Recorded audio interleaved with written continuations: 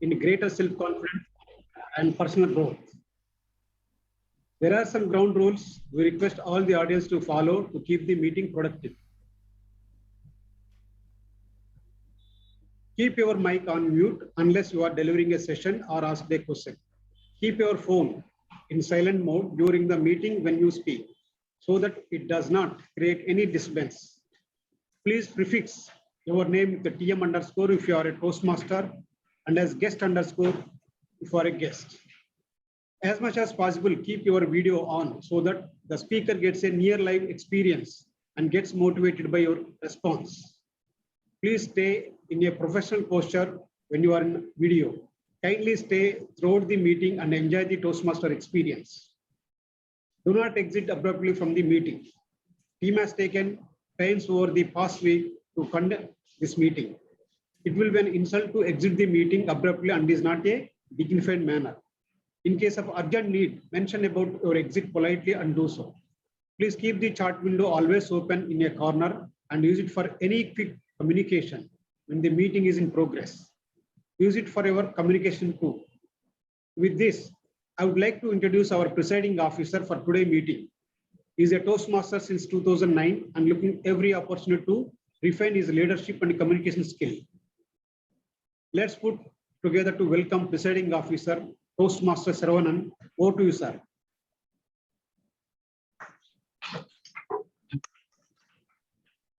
Thank you, Toastmaster Venkat. Thank you for setting up this meeting room as well as the Zoom and room integration, because that is very difficult. Please put up big hands for Toastmaster Venkat. How are you doing? Good. It is always a pleasure to see the smiling faces here in room as well as in Zoom. And I welcome you all for the 688th meeting with the sound of this cable. And I declare the meeting open. I would like to invite the dignitaries who have joined today's meeting. DTM Sampath Saurirajan, DTM Thomas Abraham, thank you for joining. And we have quite a few guests who have joined us today in this room as well. And I would like to introduce a few of them to know about them as well as what their expectations for today's meeting are about.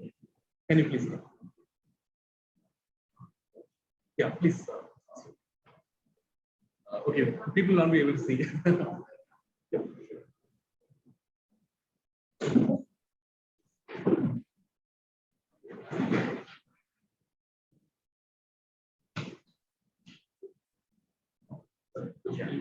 Yeah, right.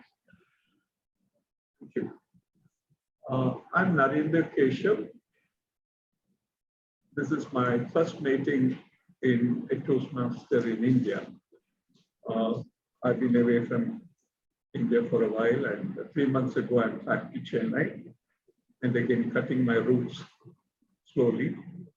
The purpose of attending this meeting, my sister Shaila Rao was an active Toastmaster. She's well known. She's a coach and trainer international. She's my younger sister. She said, Anna, you're bored at home, go attend one of these meetings and see how you like. And then you take it forward. If they like you, if you like. But the question seems to be whether you like me or not. I like you. It's all about me. That's the best thing I can do.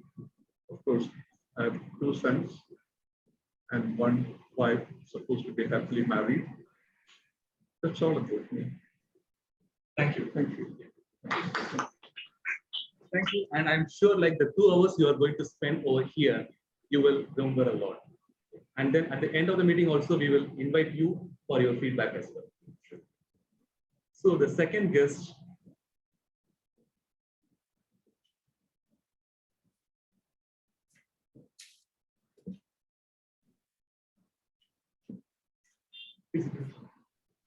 I'm Hemant Pratap Singh. It's my 3rd meeting actually. First one is on Zoom and second is here only. This is 3rd.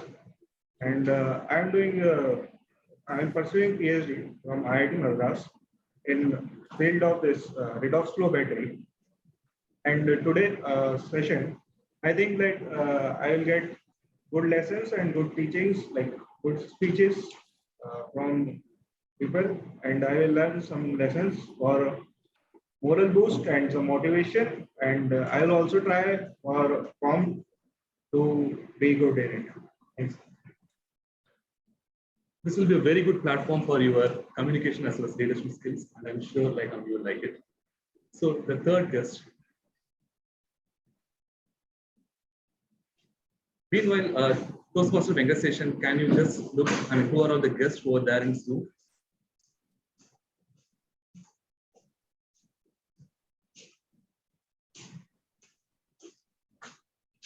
Hi, my name is Mukund. Actually, this is my third session. I come from Mylapore.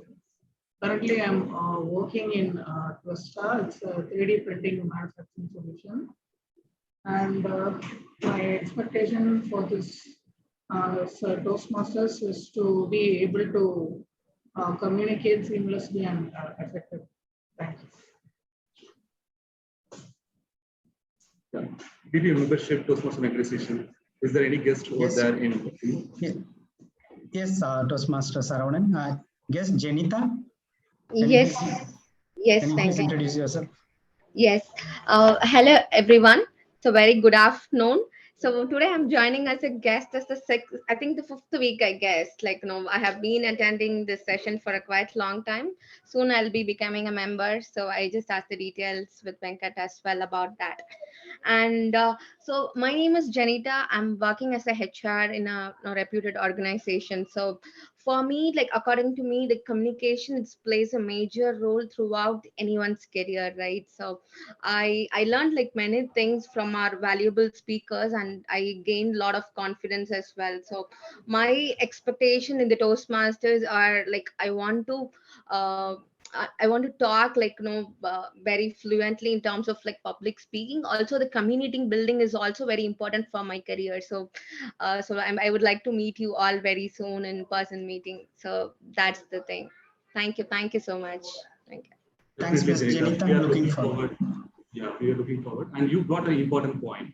The best form of learning is by listening. So please be attentive. And even if you don't have a role also, please listen to all the speakers. Either you will learn good things or bad things, but these are all learnings. Yes, true. Thank you, Sarana. Guest Annie.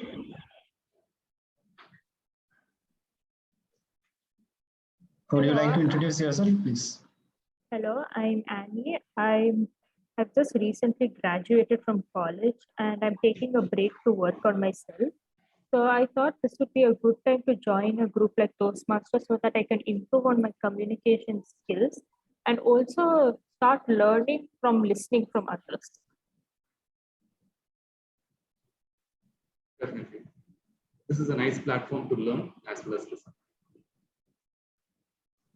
Over to you, Toastmaster Saravanan. Thank you. Actually, we have a couple of guests who have joined us, but slowly, over the course of time, we will introduce you as well as we will invite you also for table topic session. And in case if you are interested, please let us know so that we can invite you for those sessions as well. So let us get along with the meeting. Last week was a very busy meeting, very busy week for both ExCom as well as for the members as well. So we attended our first OTP meeting, that is the Officers Training Program meeting, which talks about all the roles and responsibilities for the newly elected club officers. And we went and attended. And kudos to the ExCom members who were able to attend that session. Thank you for joining. I'm sure it was a very good learning for everybody. And with that, we have kickstarted the first points for DCP. That's a good thing as well. Then we had our first ExCom meeting also. And remember, we had 11 points to be discussed. That was the very first ExCom meeting and we had 11 points and all for the good of the club. So that's also really good. Then last week, I was just reading a book on public speaking. The fear of public speaking, do you know what is the most important fear for everybody in public speaking? Confidence level. Confidence. Looking at the eyes of audience. Breaking the eyes of audience. Eyes with the audience. Yes. Okay, good. Yeah, confidence. Then anybody else from here? Yeah. Unknown fear dominates. getting stuck, not getting the next word. Exactly. Yeah. Right. Yeah. Anybody else? Getting stuck, not knowing the next word. Language. Yeah. What if people laugh at us? Correct. Yeah. Definitely. Actually, that's the important point. Communication. What was that point, President? We didn't hear. Can't hear. Yeah. Yeah. What the guest was saying, your good name, please. Lalita Raghav. The guest was saying was the communication. So what we communicate, the language is the biggest barrier, right? So how we communicate and how the others perceive that communication, that is more important. And some of the points that came up from here are making a fool of ourselves, or how to get across the points so that the others will be able to understand us. All these are valid points. These are all the fears that everybody will have when they are standing in front of the audience. But what is more important is how to remember what we are going to say.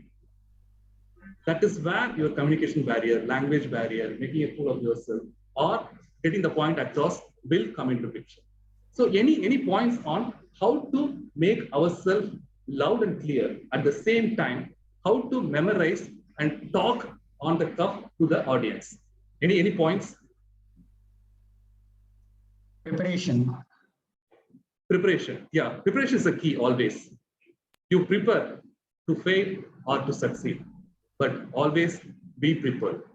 And Winston Churchill once told that preparation is the key. And even for a small talk, an impromptu talk also, he prepares a lot, because that is very important. Even for table topics, impromptu speech also, we have to prepare a lot. Right? Anybody else? How to memorize your speech? Because I'm coming at a very important point, because memorizing a speech or giving a speech is very important for a Toastmaster as well as for a listener. That is where we can get what they think, what they conceptualize, what they sculpt, and how they are presenting their speech. All these are very important. But what is more important is how to memorize that and ready them. Keep practicing. Yeah. Right. Saravanan Jagan here. Yeah. I think my understanding is the more personal the story becomes, the more internalized we would deliver it. We don't need to memorize it at all, because it is personal. It is an experience of your own life that you're sharing with another person. And we don't practice for our conversations with friends. Yeah, right. So similarly, when we are delivering a speech, it becomes less of a practice because it is an experience that we are sharing with people. Definitely. Actually, that is, personalizing a story is one thing, how we personalize a story. But in case, if you have to remember something else, like you have to go and buy some vegetables from the shop, right? Yeah, keynotes. So in that sense, like, I mean, there are some various techniques out there. I'm just asking for those techniques, how you remember some of the steps.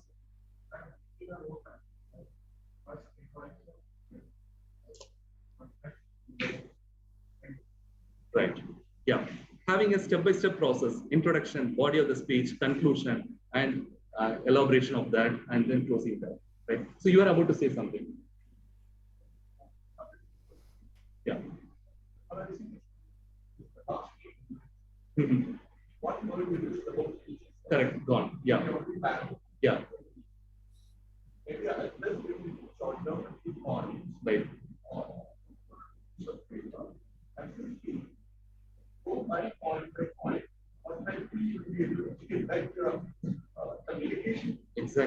Exactly, that's the point. We should not be memorizing the speech. I just led you in the wrong way, okay, to understand what the thought process is, okay. So memorization as well as memorizing your speech, as you rightly told, as well as Jagan told, is the last thing you have to do. But there are various techniques how to remember, right? Because you can personalize your speech in the form of a visualization, like how Jagan told. You can talk about your personal story. That is more of visualization, and you can talk about that. But how to remember the key points? That is very important. Have you known about, do you know about mnemonics? Yeah. So we do that in our school days also. What is the famous mnemonics we use? So many. Vijaya. Yeah, right. Correct. Exactly. Yeah, that's right. So WebGR is one mnemonics which we use, right? So anybody else from the Zoom, which mnemonics you normally use for your speeches or presentations or just to remember what you have to say? Okay, good. So there are quite a few. Okay, PPF. It's not public provident fund, but past, present, and future, so that you can talk about, like, in a more precise manner what you want to talk.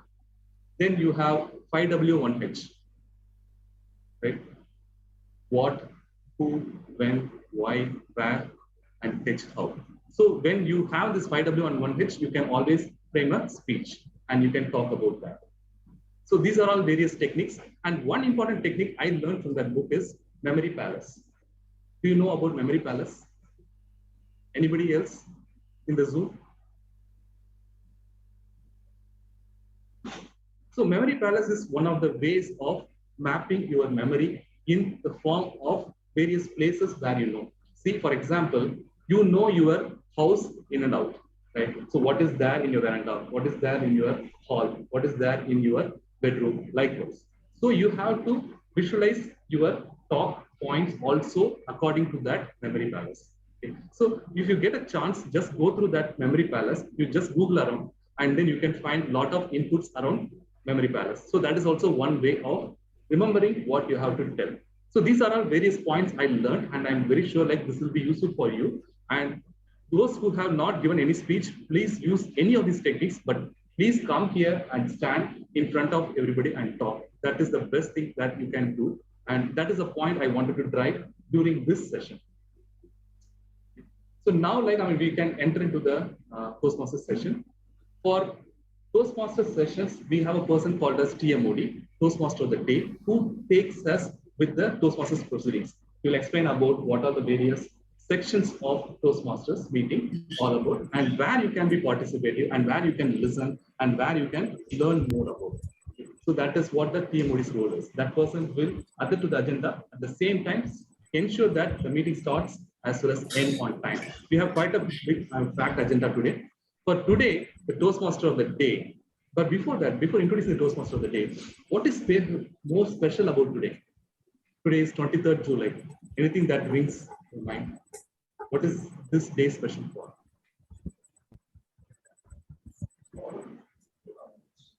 More words? Yeah. Okay. Right. Okay, good. So anybody else? Today is National Vanilla Ice Cream Day. National Vanilla Ice Cream Day. So I believe the Toastmaster of the Day has seen that and came up with this theme also. When he talks about the theme, you will remember these two. Okay, National Vanilla Ice Cream Day and the theme of the day. That will be. Hey, no, I didn't do anything, but you can mute yourself. Okay, right. So now, like, what we can do here is, I will introduce the Toastmaster of the Day. And this is a person who is very dynamic, and he is located in a place called as Mahendrabadi in Tamil Nadu, south of Tamil Nadu. And he is a person who is very passionate about Toastmasters, and he is working for a company as a software engineer. He will talk about that company also if he has time, because I have forgotten the company name. That's the reason. So now, like, I will introduce him, and then he will take over the Toastmaster of the Day proceedings. Over to you, Toastmaster of the Day, Mohanasundaram. A very good afternoon to fellow Toastmasters and distinguished guests. Thank you for the wonderful introductions. As a Toastmaster of the Day, it is my responsibility to introduce today's speakers, general evaluators, and the table topic masters. After the speech concluded, I will ask for the timers report and request the ballot to be passed to the vote counters and introduce the general evaluator as the R counter for the reports. And I will return the control of the meeting back to the president before we conclude today's. Today, our theme of the day is stay healthy and stay happy. Most of the people think about the problems.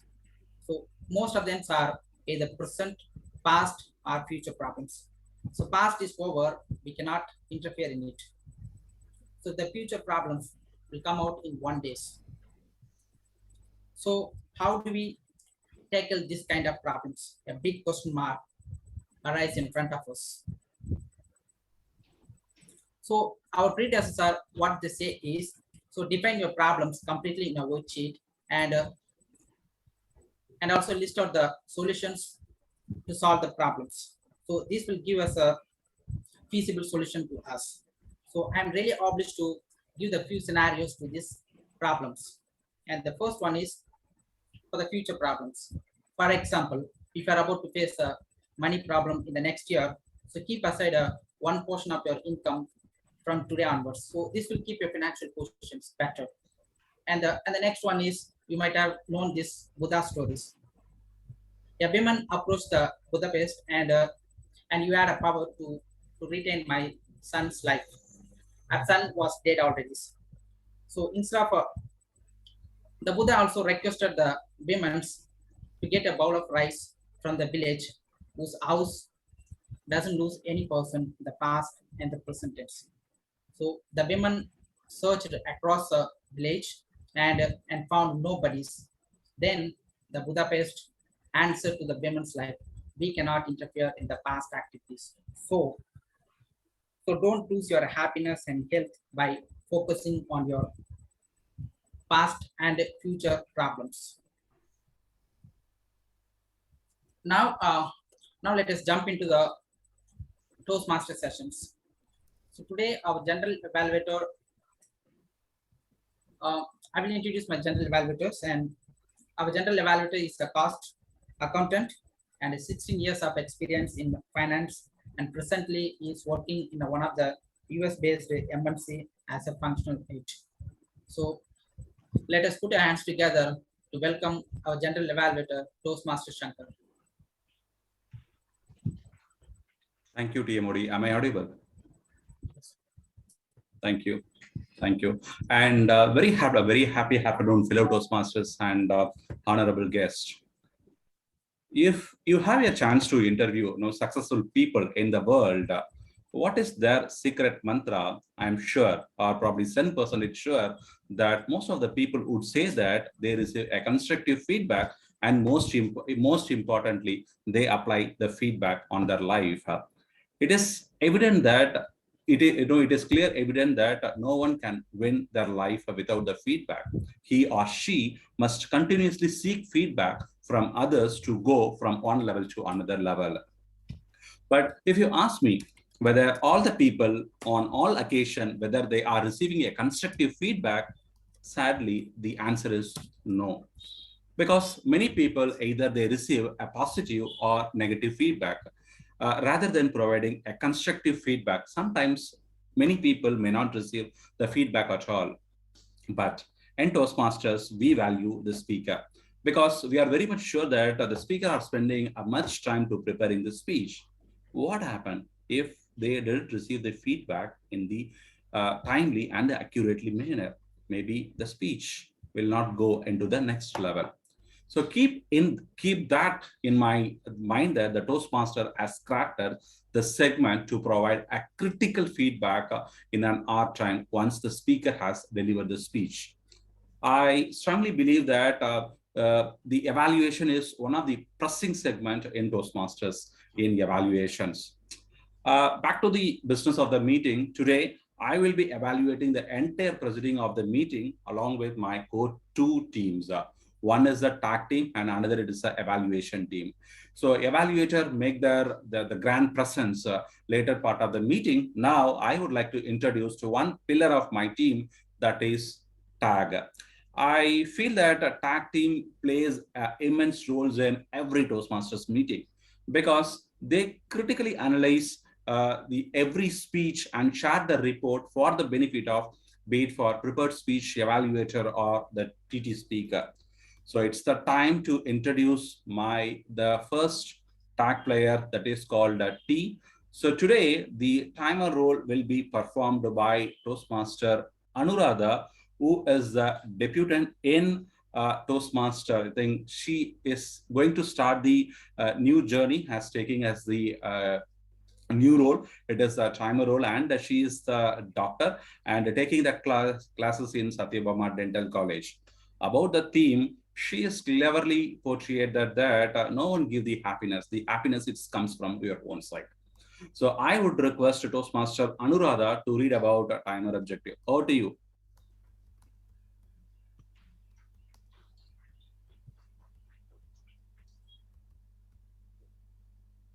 All. This is my first role as a timer. Yeah, I'll do my best. So as a timer, I will stick to the time of a speech. First speech, it is 5 to 7 minutes. At the 5th minute, I will show the yellow card, and at 6th minute, I'll show the green card, and 7th minute, red card. And 60 seconds grace time will be allowed.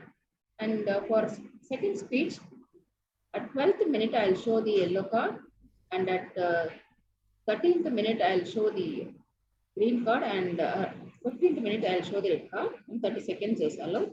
And speech 3, so it's not mentioned. 5 to 7 minutes. At 5th minute, I'll be showing the green card, and 6th minute yellow card, and 7th minute red card.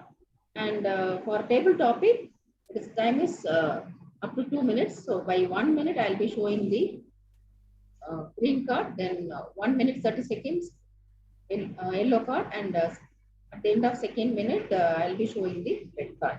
Then for evaluation, it is 2 to 3 minutes. So by 2 minutes, I'll be showing the yellow card, and 2 minutes 30 seconds green card, and at the end of 3 minutes, I'll be showing the red card. Thank you. Over to G, I have a question. So the timer will be showing from her place or from the meeting room video? Okay. From where the timer? Toastmaster Saravanan, can you confirm, please? Because since you are at the room. Yeah. Toastmaster Anuradha will be showing the timer cards from her place. She has got a Zoom and room integration as well.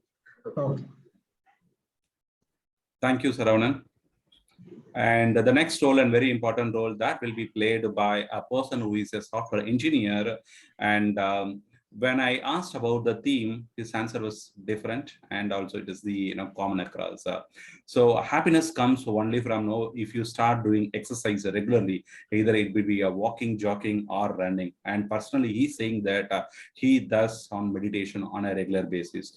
With this, I would like to request Toastmaster Venkat Palli to introduce our counter objective. Over to you, Venkat Palli. Thank you, G. Good afternoon. Toastmaster, fellow Toastmasters, and yes, the purpose of the R counter is to note words and sounds that are used as a crutch or pause filler by anyone who speaks during the meeting. I will listen for overused words, including and, well, but, so, and you know. I will also listen for filler sounds, including and er. I will also note when a speaker repeats a word or phrase, such as I, or this means. At the end of the meeting, I will report the number of times that each speaker uses these expressions. Thank you. Over to you, G. Thank you, Toastmaster Venkat Palli. And another very important and critical role that will be played by one of our senior Toastmasters in Medley, that is Toastmaster Venkatesan. Toastmaster Venkatesan is the leading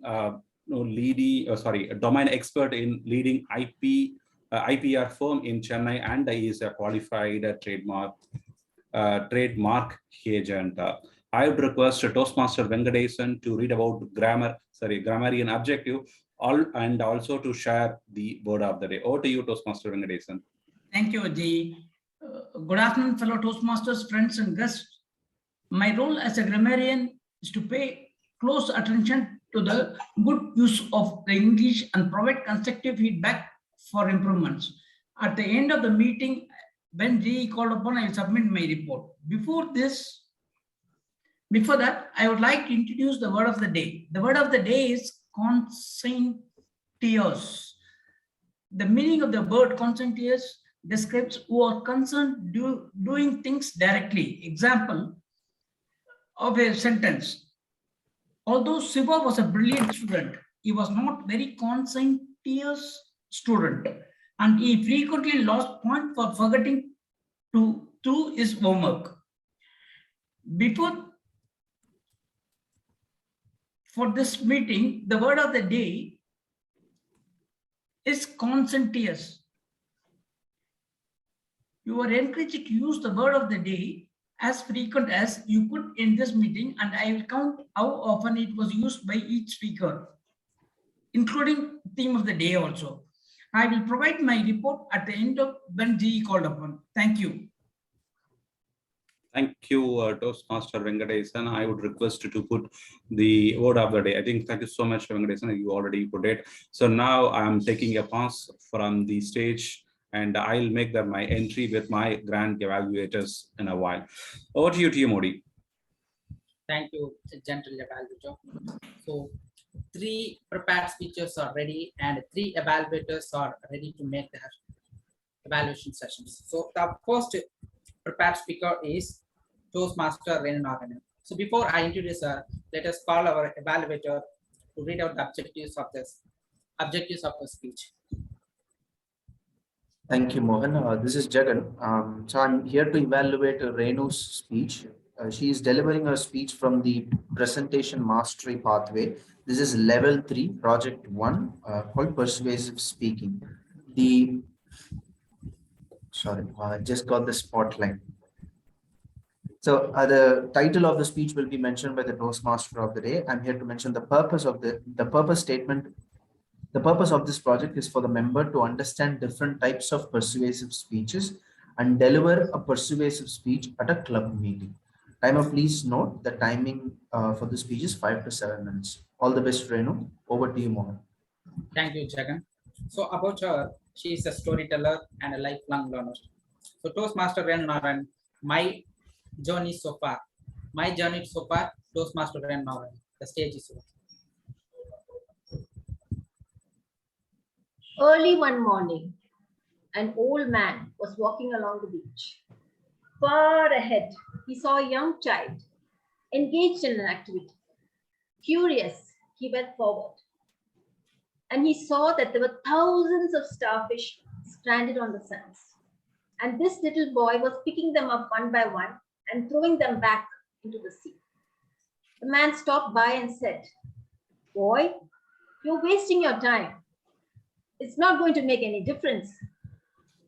The boy who was holding one of the starfish looked at the old man and said, "It makes a difference to this one," and flung it back into the sea. The old man joined him. A very good afternoon to all my fellow Toastmasters and guests. This story reminds me of a similar incident from my life. One evening, my friend and I were returning from a day trip to Pondicherry, and she suddenly wanted a cup of tea. The only shop was a roadside stall, and so we stopped. It was served in the ubiquitous plastic cup. My friend drank it and threw it down. I said, "What are you doing? Pick it up." She said, "What difference does it make? Look at all the cups here." I said, "It makes a difference. You're throwing it here because so many before you have thrown. Don't add to it." I picked it up and placed it in the car, disposed it off later at home. My connection with nature and the environment has been very deep. In my childhood, I spent all my time in small towns, houses with gardens, always playing outside. My communication with nature was intense, and this continued to grow as I grew older. My first experience with the city was in Bangalore when I was 9, but Bangalore was also very small then. Not the expanded, humongous city it is today, crowded with high-rise buildings and garbage everywhere. And so when I moved to Chennai in 1984, the experience was the same. Chennai was also not a very big, it was a big city, but there were no high-rise buildings, there were a lot of green open spaces. But as the years went by, I started feeling fear, anxiety, because I could see that trees were being cut and cities were fast transforming into concrete jungles. And that for me was very scary. Where were the green areas? I still remember the route to Mahabodhra, that narrow road, canopy of trees on either side. And today, It's a very busy road, lots and lots of buildings on either side. So today I'm going to share my journey of sustainable living. It started in the year 1999 when we moved away from the city to a place far away. We built an independent house. The very first step I took was to start segregating wet waste, and I started composting it. And then there were no shops close by. So we used to go all the way to Thiruvanmiyur to a wholesale rice mandi and buy all our needs from them. Rice, dals, whatever. Either we asked them to pack it in newspaper or we carried our own cloth bags. Then of course, supermarkets opened, places developed, and everywhere now the temptation was to go walk into a shop and pick up something. And plastic started entering slowly into my house. And I wanted to have a control over it. And so I insisted that we still go to that shop and buy. It was difficult convincing my husband. It was difficult convincing my children because they wanted things immediately. But over a period of time, I did win. And I did try to minimize more and more. And the more I explored, I found that there were more and more sustainable options. I started making my own powder, which I could use for dishwash. I started creating liquid for mopping the floor and cleaning the bathroom. And I was successful. I shared these ideas with my friends. Some of them adopted, some of them did. The one thing I realized in my journey is the only person I can change is myself. And if I change and if I walk the talk, probably people would get influenced. And yes, I did influence quite a few. I adopted small steps. When mineral waters appeared everywhere in restaurants and in shops, I started carrying my own water bottle. People were suspecting water that was being offered in restaurants. I still felt it was safe, but I wanted to carry water for my family. I continued doing that, though my husband protested very often. He said, it looks funny when you take out your bottle and place it on the table. I said, I don't care. It matters to me. And so I continue that practice even now. I carry cloth bags. I have a small one which fits into my handbag. This is open and it can expand to a huge bag. I keep that for impulse shopping. And then I thought, what else can I do? Then I realized maybe I can do something about the tree loss too. I have planted a lot of natural trees native to Chennai. I planted neem, I planted pongamia, I planted laburnum, I planted thodia, I planted mango, I planted gooseberry. And every time my trees gave seeds, I would take those little saplings, put them in covers and hand them over to neighbors, hand them over to friends, or I started giving them. When they became larger in number, I started giving them to the local nurseries. I planted a few outside my house on the lane, and I planted a few in the area where I walked, requesting people not to cut them down, especially since the plot where I planted outside are now constructing. But they said, no, we're not going to cut the trees. I ensured that the saplings were watered till they were old enough to sustain themselves. So these are the tiny little steps I have been taking over the years. Lots and lots of little steps. And why did I share that story with you in the beginning? Because I think every single action we take counts. Because we are connected very, very intrinsically with nature. The 5 natural elements in nature, which is fire, water, air, spirit, and earth, are all present in all of us. And when there is an imbalance in nature, it's definitely going to impact us. And I don't think I need to talk too much about this to any of you, because we already know what is happening around us. Environmental degradation is leading to climate change. We're seeing it, witnessing it every single day. And because I have created an ecosystem in my house, I can see butterflies, I can see birds, I can hear constantly. Every window I look out of, I only see green. And when I see green, I feel happy. And yes, the theme of the day is stay happy, stay healthy. And you know what? Being in nature means you're healthy, because when you look at something green and you communicate with it, it's communicating with you too, and it touches the soul. And when it touches the soul, it actually makes you feel very, very happy. And what was that word? Conscientious. Yes, I think if every one of us were to make one small step and keep conscientiously at it, we can definitely achieve it. It's never too late to take one small step at a time. Carry your water bottle. How many of you sitting there in that room are actually sipping from a Bisleri water bottle? Do you know if it's actually safe? Water is actually transported in lorries, open lorries. It's kept outside shops, exposed to the rays of the sun. You don't know how good that water is for you. You prefer to drink that. But if you go to a restaurant, They're serving you perfectly healthy water. I've been drinking it for years and nothing has happened to me. So why are we so ignorant? Why are we choosing to stay blind? Why don't we realize that every single one of us can make an effort and be the difference? Isn't that what Mahatma Gandhi said? Be the change you want to see. I'm doing that. What about you? Over to you, Toastmaster today.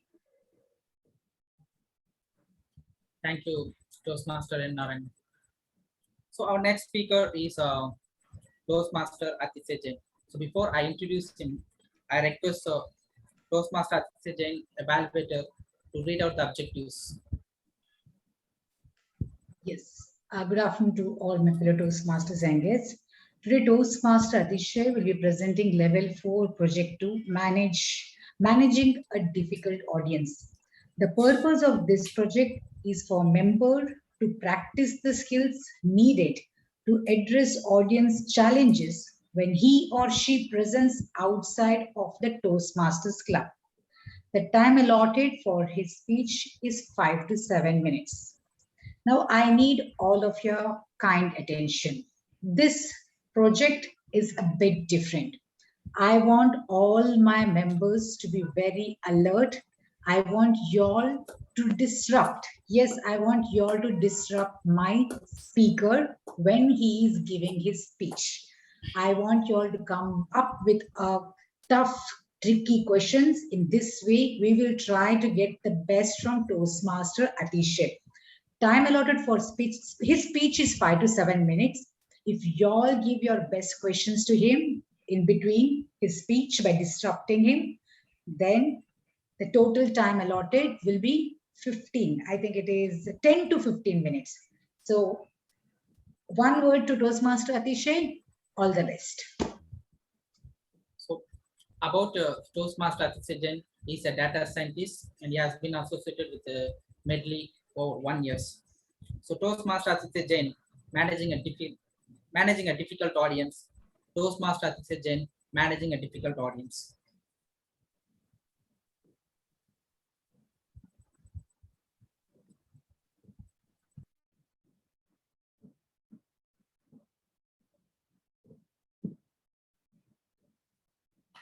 Atishai, you're on mute.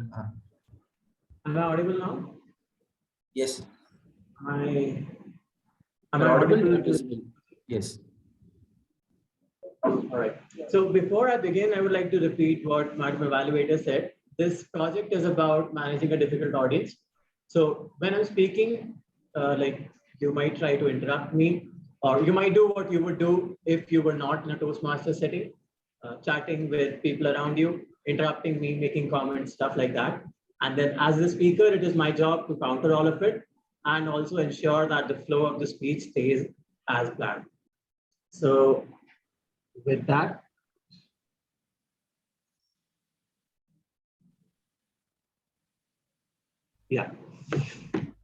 let's start. Ladies and gentlemen, I want to ask one question to all of you. Have any of you been to a trip to the mountains? Anywhere, Leh, Ladakh, Jammu and Kashmir, Manali, Triund, anywhere that is cold. Show of hands, please. We have 1, 2, 3. Okay, we have quite a few people. Now think about that time when you were in that place. It could be any hill station, any place that was cold. Think about whatever it was that you were doing when you felt the coldest you've ever felt in your life. Maybe you were outside at night. Maybe you were washing your hands in a flowing stream and the water was ice cold.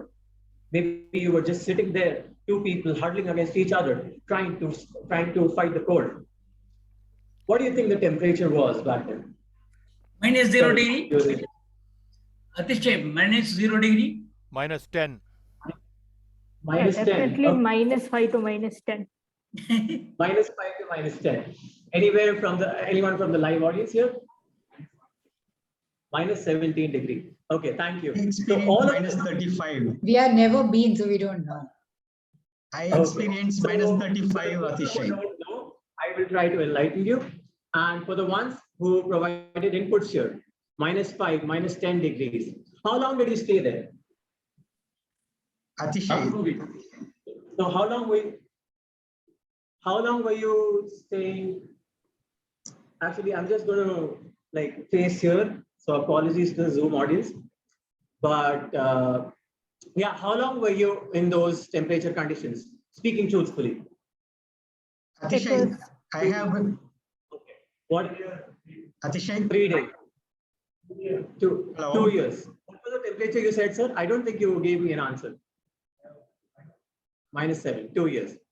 Yeah, anyone from the Zoom audience? Yeah, I have experienced -35 degrees for almost 2 years. I stayed in Finland. So okay, all right. It was -10 outside, but I was in the room. I was stuck on a mountainside for about like 15-20 minutes. We'll give you chances later, madam. So 2 days, 2 weeks, 2 years, and whatnot. You were in your homes in a different country outside fighting cold. Now think of someone who's sitting inside a bunker, no other human being inside, does not know if it's day or night, does not know if there's anyone around him alive, does not know what he's doing except for the fact that he needs to keep an eye out to what's happening in front of him because he's in the Himalayas defending him. But why doesn't he take a watch? Army people, the person who's sitting there trying to protect his post, the person who's always on the lookout for enemy movements around, no matter the temperature, it could actually be -35 degrees and he'd be spending way more than 2 weeks sitting alone inside that bunker, just making sure everything is as it's supposed to be. Now, it's not possible for a human being to sustain conditions like this. There are actual prisons in the world where they call it solitary confinement, and they put you in conditions that are much more friendly than what these army people face in these bunkers. Yet, they do it willfully. They do it not because they've been put in prison, but because they're doing it as their duty. Now, this brings up the question, what is it that makes these people in the army capable of achieving these superhuman feats? You put any ordinary human being in a position like that, it's prison for them. They would die of cold, they would die of loneliness, they would go mad. But they sit there for weeks on end, week after week, day after day, month after month, doing their job, protecting the country. In fact, just let alone Indian Army, think about any army in the world. What is the one thing that's common for every elite soldier in the world? What do they do before they become elite? Open to questions, open to giving you a chance to answer. What does a soldier do before they become elite? But I'm sorry to say the sadhus, they withstand much colder situation without any protection. How about them? Yeah. So what is, how do you, when a country is training soldiers for their army, what do they do? No, sir, I'm saying, how about the Swamis? There are Swamijis who are exposed to the elements, cold. They don't have even dredges. They don't have even dresses or boots. How about them? Yeah, they fall under the same category. But the question is about soldiers at this time. So when I come to the end of the speech, you would realize that Swamis and soldiers, and in fact, anybody who's able to withstand those conditions is actually tied down to the message that you'll hear at the end of the speech. But for now, coming back to the question, what do you think these soldiers do to be able to, sorry? Patriotism. Okay. But so patriotism is a feeling. Do you think the Prime Minister of the country is not patriotic? Do you think all of us are not patriotic? But being patriotic does not enable us to go sit there under -35 degrees guarding our post. The correct answer to this is training. Every soldier, the filtering process, the selection process to qualify to be a soldier in the army involves intensive training that trains you. You're supposed to be running, you're supposed to be walking miles, carrying heavy backpacks. You're supposed to be staying awake for hours on end. You're supposed to be involved in intensive physical activity that tests your endurance without food or water. And only after you pass all of this do you qualify to be a soldier. And then once you become a soldier, you still need to go through this every other day. So this builds endurance. And this would apply to Swamis as well, because Swamis do this willfully. Sorry? Tourists? Did you as a tourist give up food and water and without food, yeah. So the point is about training. Point is not about being a tourist, taking pictures for Instagram. The point is about training yourself to be able to endure those conditions. And the fact that this physical training allows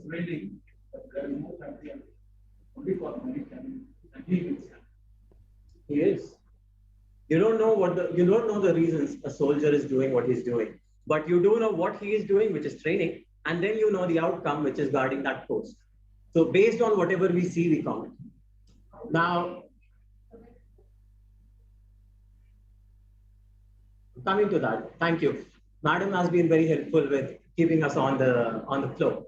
So with this training, when you do this over and over and over, what happens is you develop mental fortitude. A lot of the times you would see people doing things that are seemingly impossible. To the point brought up about Swamis, you see Swamis walking on burning coals. You see Swamis balancing on swords. You see soldiers withstanding extremely cold conditions and also withstanding extreme dry and arid conditions in deserts. How do they do it? The body is not capable of doing this. A lot of these soldiers, they lose their fingers, they lose their toes because of frostbites. But they stay put because they trained their mind. And the training for their mind took place because they were used to being put under extreme conditions day after day after day. So over time, they built resistance. Over time, they built resistance to these external factors, and their mind is now able to accept or to take or to tolerate more pain than a normal person would. Now, this brings me to my point about stress tolerance. The theme of the day is happiness. I'm talking about physical training that leads to people eventually spending time in caves. Do you think spending time in a cave that is cold, that is solitary, and that is without food, water, or whatever resources are available, it's literally the same conditions as what a soldier would train. The conditions are the same. You call it training, you call it dhyan, you call it whatever you want, but it is still the same kind of training. And the point is that all of this training, it builds mental fortitude, and this leads to a high stress tolerance. Now, the theme of the day is happiness. And if you look at the modern world, if you look at the people around you, the number one reason people are not happy is because they're stressed. And it's quite amusing to see that today people from the age of 9 to the age of 90, all of them are stressed, all of them are anxious, and all of them are making jokes about depression because, maybe their crush in 8th grade didn't respond to them, or maybe their grandson didn't respond to them. So the point here is people today are overstressed because they've lost the ability to tolerate stress. Even the tiniest bit of things, they stress you out, they make you anxious, and then you resort to calling yourself depressed, feeling that you are the victim, and then seeking help from external people, from people outside of you, rather than trying to identify the issue inside, and rather than trying to focus on it, work on that issue, and build mental fortitude. Now, there might be cases of clinical depression. Sure, I don't disagree. But do you think your crush rejecting you in school is reason enough to call yourself depressed? Do you think that is reason enough for you to try to swallow Tide Pods and try to kill yourself? No. That is stressful for him because he doesn't have tolerance for anything that's higher stress. If you look at a kid who's let's say been brought up in a slum, if you tell him that, okay, a girl rejected you, would you kill yourself? He would laugh at you. He would be like, I have food, I have water, I can play with my friends. Do you think this is a reason to kill myself? Because that kid has had greater stressors in his life than a girl rejecting him. But a kid who's had no stress in his life, who's had everything provided for already, he would be upset at the tiniest bit of things because there's zero stress tolerance. So the reason for the lack of happiness in the 21st century is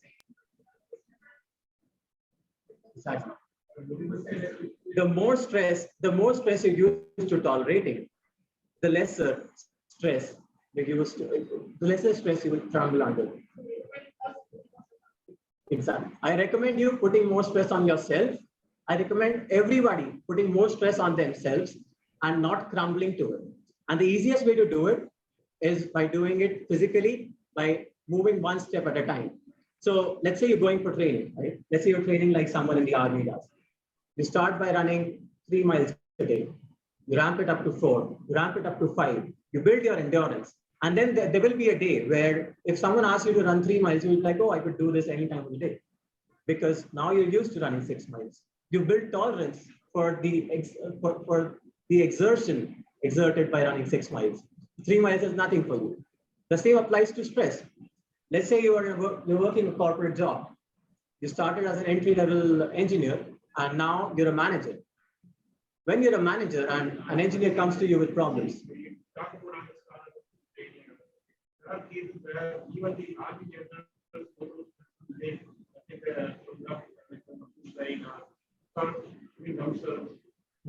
doing something wrong, like not accepted by society.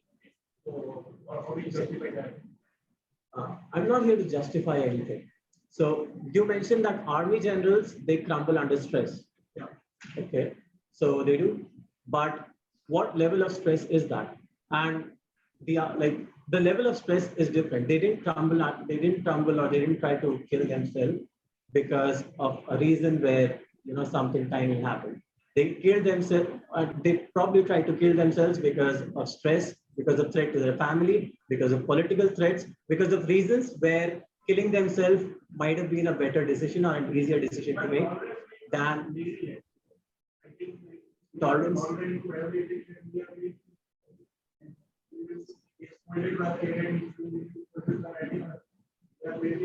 No, so there's a difference between tolerating stress, and being indifferent to whatever happens around you. Indifference makes you lazy. Tolerating stress over time makes you resistant to that stress. So your parents scolding you is not stress. You feeling stressed out about something you're not able to do, you feeling stressed out about incompetence, that is stress. So no more, I would like to wind up now because Timer Madam is showing me the orange card. The point of the speech, the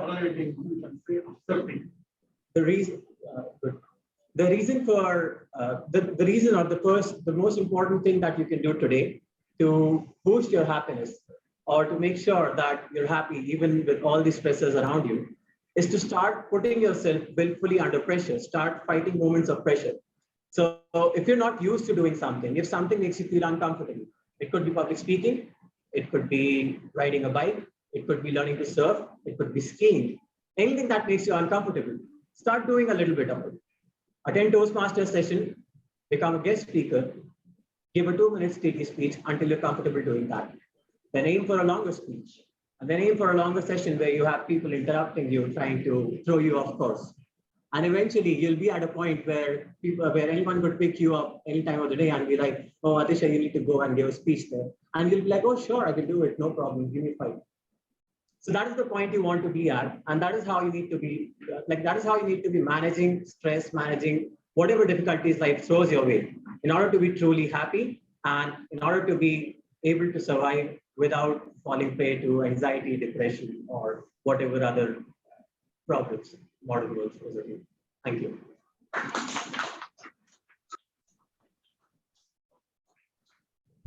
Thank you, Toastmaster Atisha. And our final speaker is Toastmaster Venkatesan. So about him, he's a sales professional with passion to learn the languages. Currently, he's learning a Spanish language through the Duolingo, the public speaking and articulation at the Toastmasters. So before we call upon Toastmaster Venkatesan, I request his evaluator to read out his objectives. Thank you, TMOD. Toastmaster Venkatesan is giving a speech from Pathways, Motivational Strategies, Level 3, Project 1. Project name is Understanding Emotional Intelligence. Timer, the speech duration is 5 to 7 minutes. The purpose of this project is for the member to cultivate an understanding of how his or her emotions impact relationships. It is also designed to help the member identify how others' emotions impact his or her emotional state. The purpose of this speech is for the member to share some aspect of his or her experience, channeling emotions, or being aware of emotions when interacting with others. Over to TMOD. Thank you. Toastmaster Venkatasessan, a baby step. Toastmaster Venkatasessan, a baby step. The stage is yours.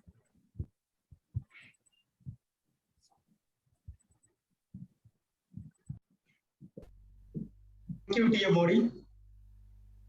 We all know this two gentlemen of our contemporary Indian cricket.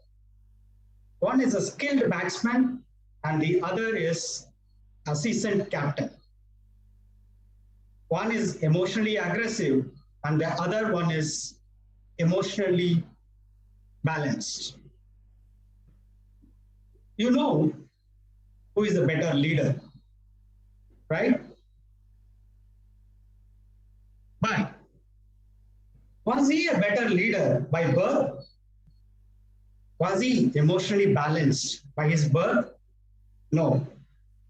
It was due to sheer practice that we inculcate an emotional balanced life.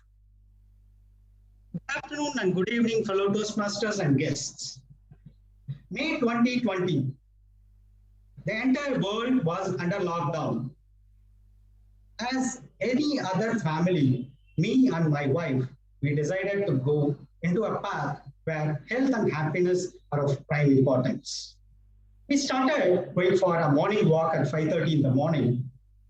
We used to discuss about our family, our children, my kids, my neighbors, mock at our neighbors, and sometimes hearing the tragic news of our neighbors and our relatives. During one such day in May 2020, while we were going for a walk, my wife said, "Chinu, if you don't mind, I think in the last few days, you feel so anxious and stressed.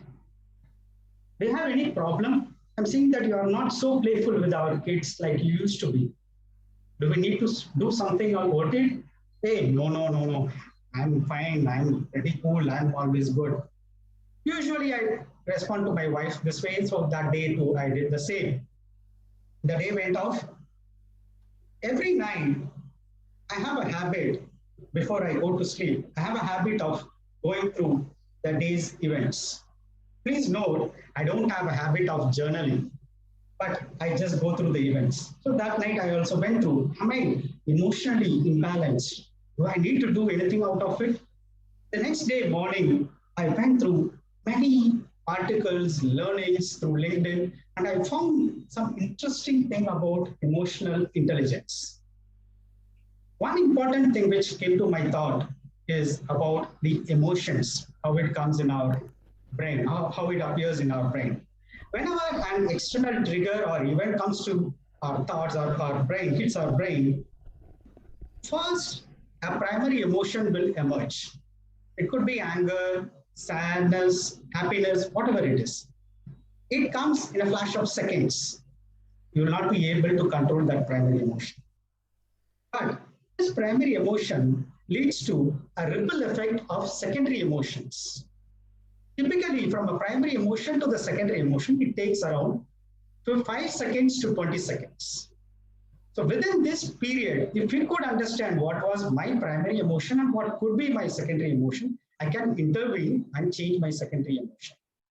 So I can play around with my secondary emotion. Wow, I found the answer, but how to do it? That's the crux of it. I went through learning further. There are two possible ways which came out very clearly. One is journaling, which I don't do. The second one is mindfulness. Practicing mindfulness. So I started taking that baby step of doing mindfulness for 10 minutes every day. For a few months, I practiced mindfulness every day, morning, get up, go for a walk, and after coming back, do mindfulness for 10 minutes. Then slowly, I improved upon doing a time-boxed mindfulness of 10 minutes, 3 to 4 times in a day.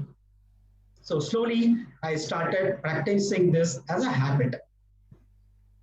Fast forward, August 2020. It's around 3 weeks after the delivery of new Tata Nexon car. which we bought. So I went out with my family on our car for an out drive. I was in the driving seat.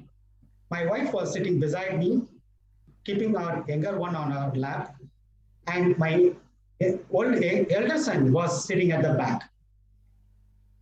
We all had our seat belts on, so usually we do that. So we had our seat belts on, and I was driving at 60 kilometers per hour near Sholingnallur junction. We crossed the junction, and I was driving on the middle lane. There comes a car from the service lane, and it entered into the middle lane just in front of me. I had to put a brake, and my car just moved to the right. There behind was a very big, gigantic truck which came and hit my car on the side. I completely lost control, and I drove over the median on the right-hand side, and my car's position was like this. And for a few minutes, I was not conscious. And then I pulled off from my car, and I took my families out of the car and kept them safe at the curve of the road. And then I came down and pulled my car down and took it to the side, and I called the police. I informed them, I explained them the sequence of events, and then I drove back my car to the workshop. When I went to the workshop, I told them all the details, and everything was covered under the insurance. Now, in the night, my wife told me, Chinu, do you know one thing? Today you did a great job. Though we were in a very crucial, very tough situation, you handled it very well. I think you are getting better on it. Yes, I am emotionally getting better, getting balanced now. Am I successful? Have I reached there? No, miles to go before I reach there. But my lesson is a baby step towards a better of you. And this amazing power of small habits will take to a wonderful level. Fellow Toastmasters and guests, are you ready to take that baby step? Over to you, TMOD. Thank you, Toastmaster Venkatesan. Timer, could you please read out the qualified prepared speaker's name?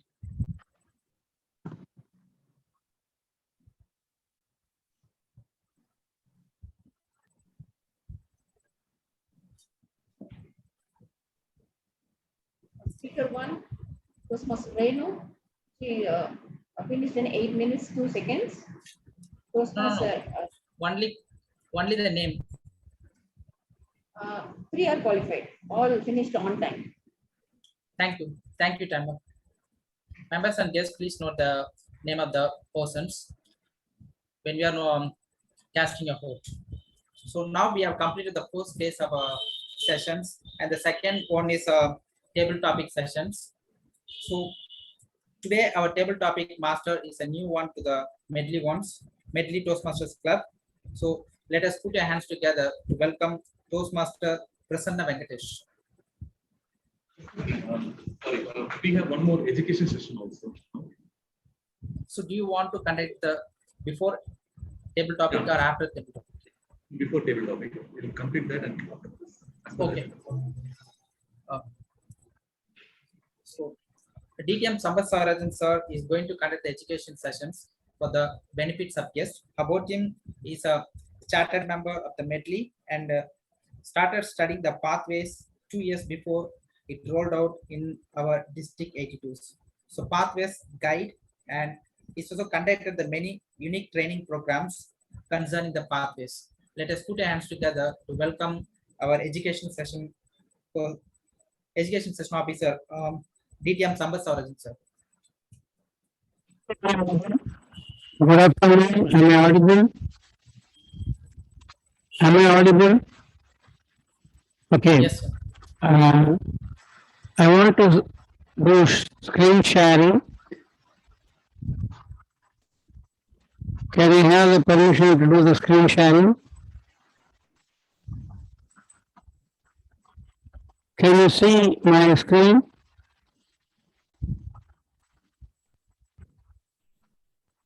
Yes, Yes, TTM sir. Sambar, we are able to see your screen. Wonderfully, I will now go on the slideshow mode.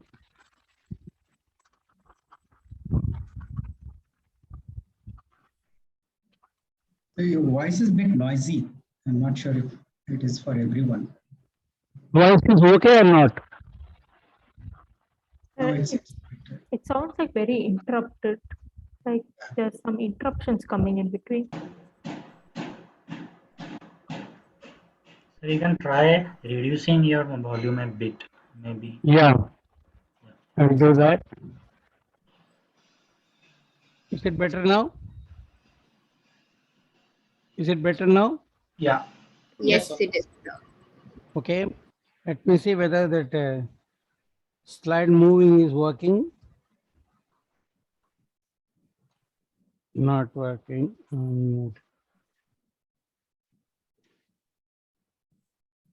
Okay. So this is the title, Pathways Intro for New Toastmasters. But even for experienced Toastmasters, there may be some things to learn or refresh in this. So today we may be having around 25 to 28 people. I don't know exactly how many are there in the room. So anybody towards the end, you can ask some questions. Even in the middle, you can ask if it is a very important question. Okay. Are you able to see my screen changing? Yes, TTM Sambar. Okay. So we changed over our education program from what we now call as legacy to pathway system. Around 2010, this change was thought of, and then slowly Toastmasters worked on that. What was legacy? Legacy was highly oriented towards public speaking. It is mainly communication content, very strong, and only the leadership content was by doing the club roles, club com roles, and the district roles, and such things. And also, if you are going for a DTM award, you have to do what is called a high performance leadership program. Except that there are not so much of leadership content in the project. So this was a legacy. It was very much loved by all the old timers. Let me surprise you by saying there was in Canada a few years back, there was 100+ years old Toastmaster regularly attending.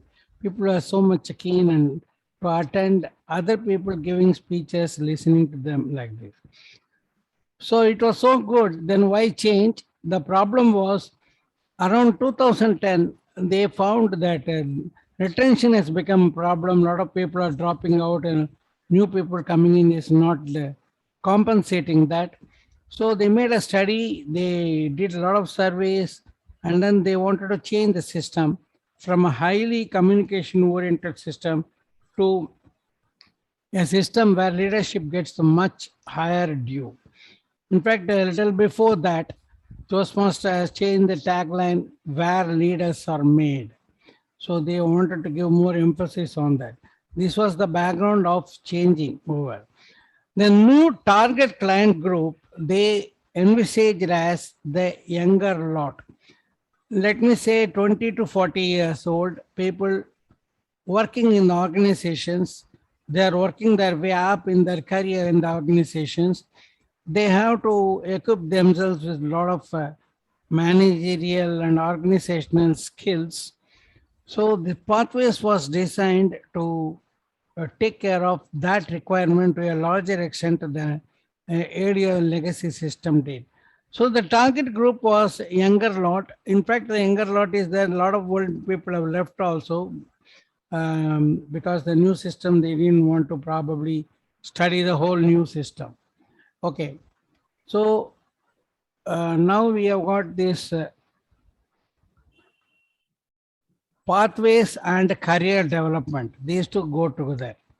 Earlier pathways and earlier legacy and public speaking. Okay, now pathways and career development. And today I am not going to talk very basic things about navigation or the structure of pathways. I will be mainly talking about 3 points. One is the fitness of pathways for this career development and The second one is how you will choose your path. The third one is how you will plan your path. Other things will come a little bit. These three will be the major.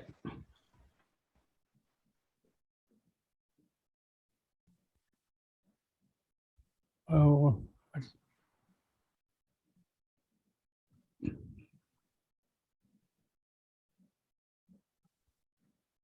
So what is pathways? It is, we have 11 paths now. They are different mixes of communication leadership content. There are 11 paths, as I told you, and 5 levels in each, and then a lot of projects. A person, if he wants to complete a project path, he may have to do 15 or more projects to complete one path. Why pathways? Career situation simulation. The same thing what I told, I'm just elaborating one of the 3 points. I have given a training on this in 20 to 30 minutes in several corporate clubs also, because people do not understand that it is more suited for them. Today we had one disruptive audience project.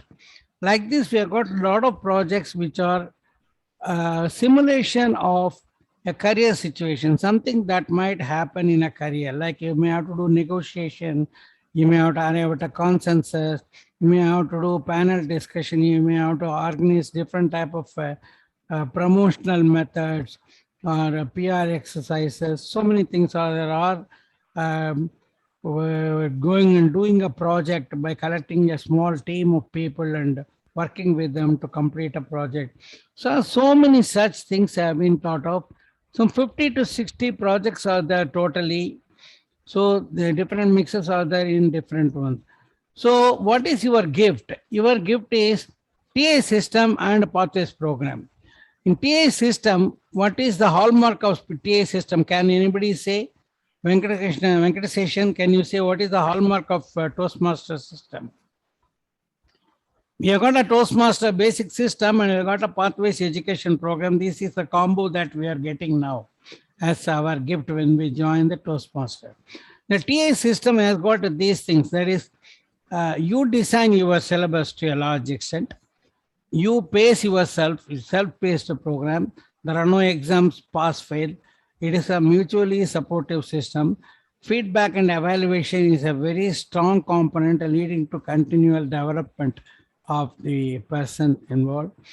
So these are all the basic traits of Toastmaster International. And these are making this rather different from all outside training programs done by corporates, where they got a fixed time program, like exams or some type of quiz, this one, that one, evaluating and all those. So we are not going by that. We are having a more flexible, easy system. So people can work their own method. And the Pathways program is having some amount of communication content still, but it is having a lot of leadership content. So this combination, when you start making really good use of it, you have to do pathways work conscientiously, not just do like this. You have to do it properly. You have to do it correctly. Then only you will be the benefactor and the beneficiary. And you will become an ambassador for Toastmaster International as well as for the Pathways program. So we have to make the best use of this gift.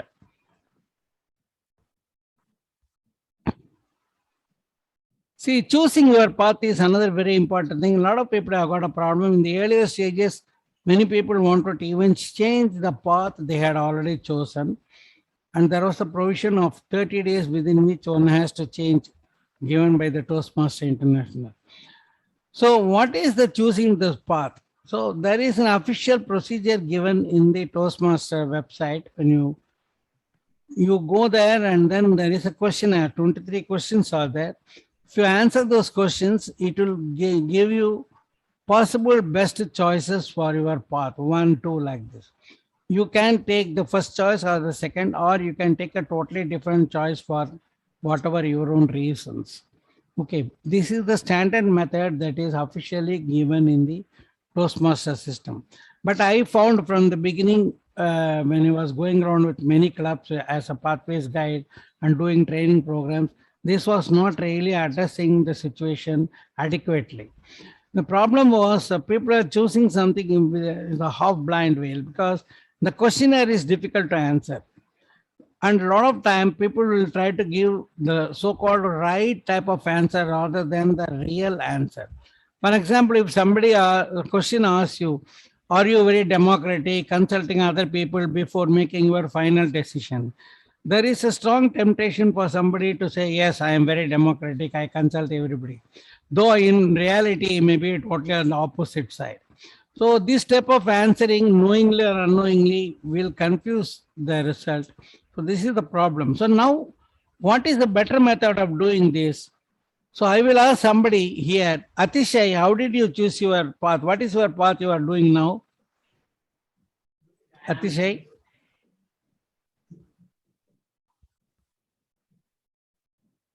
Or somebody else? Dinakaran, what is the path you are working on now? How did you choose that path?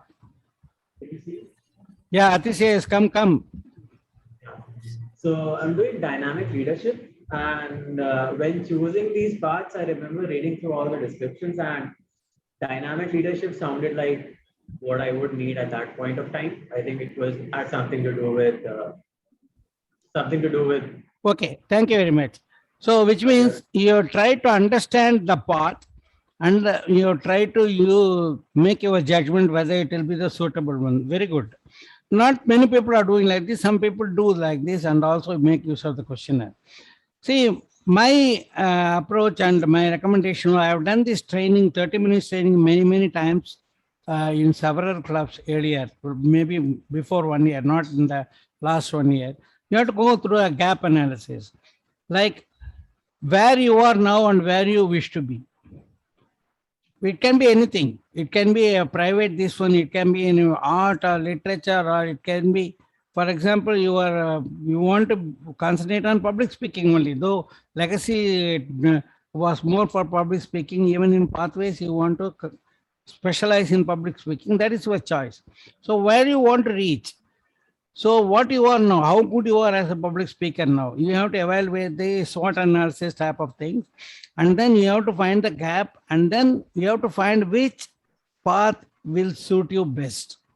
For this, you will have to do a little bit of hard work. You have to go through the different paths, and out of 3, 4, 5, which may be more suitable, you have to study a little deeper and then make your choice 1 and 2, and then go through the questionnaire also, and then see how it is.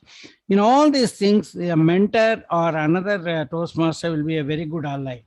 Okay, so this is how you should choose. Then once you have chosen this gap analysis and then chosen the path, you know you want to equip in that particular direction. Each path has got a direction, the combination of this communication and leadership content.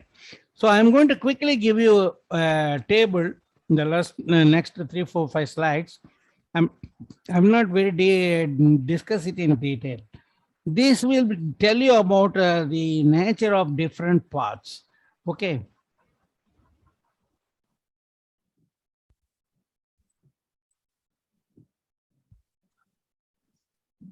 So know your paths. Each path has a unique mix of communication and leadership content. They have been divided into 4 groups as in the next slides. This is done by different people, and if you do it yourself by a serious study, you may come up with a slightly different set of 4 or 3 or whatever it is. It doesn't matter. It is trying to understand overall to get a good picture of the different paths. So path group 1 focuses on public speaking very largely. The leadership content is quite low.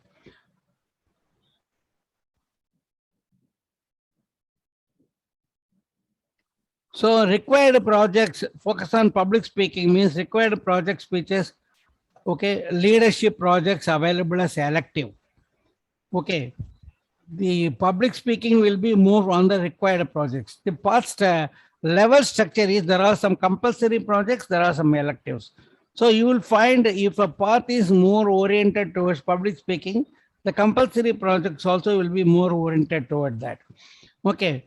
So these two parts are coming under group 1, presentation mastery and engaging humor.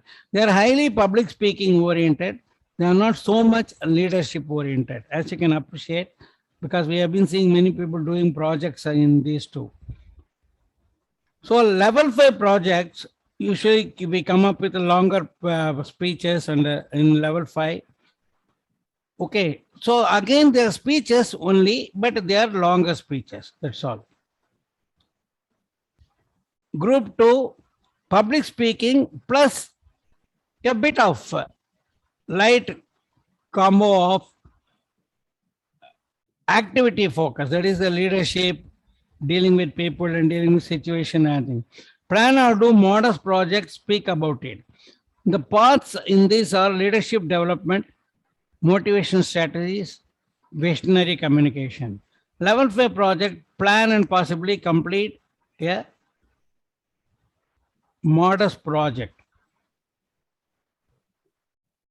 Group 3 is public speaking plus moderate leadership, little more of that. Create and develop plans with a team.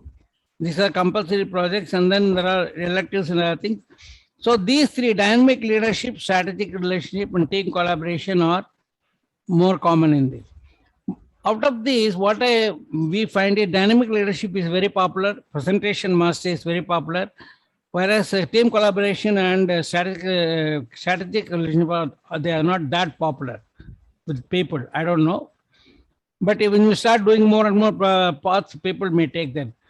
So in level 5 projects, serve at least 6 months in a leadership role, and then that will be your project. You will have to talk on that one. Group 4 is high leadership content. Public speaking is still substantial leadership content. Create and develop plans with a team, broader scope than group 3. So effective coaching, innovative planning, and persuasive influence. These three will come under the high leadership content. This one. So projects will be HPL. HP is high performance leadership. You have to have a team. There will be 2 teams, in fact, 1 team for guidance and 1 team for working with you. With all this action team, you will have to do the project. It may take 1 month, 2 months, 6 months also, depending on the nature of the project. So there will be different speeches in the beginning stages and later on stages, and there will be 360-degree evaluation, all those things. So making it very comprehensive. So groups at a glance, the same groups I am giving here, 1, 2, 3, 4. So with this one and doing the gap analysis, you can reasonably well choose your choice number 1 and 2, let us say, and then go through the questionnaire. This is about the choice. Then the next one is, we are once you have got the right path,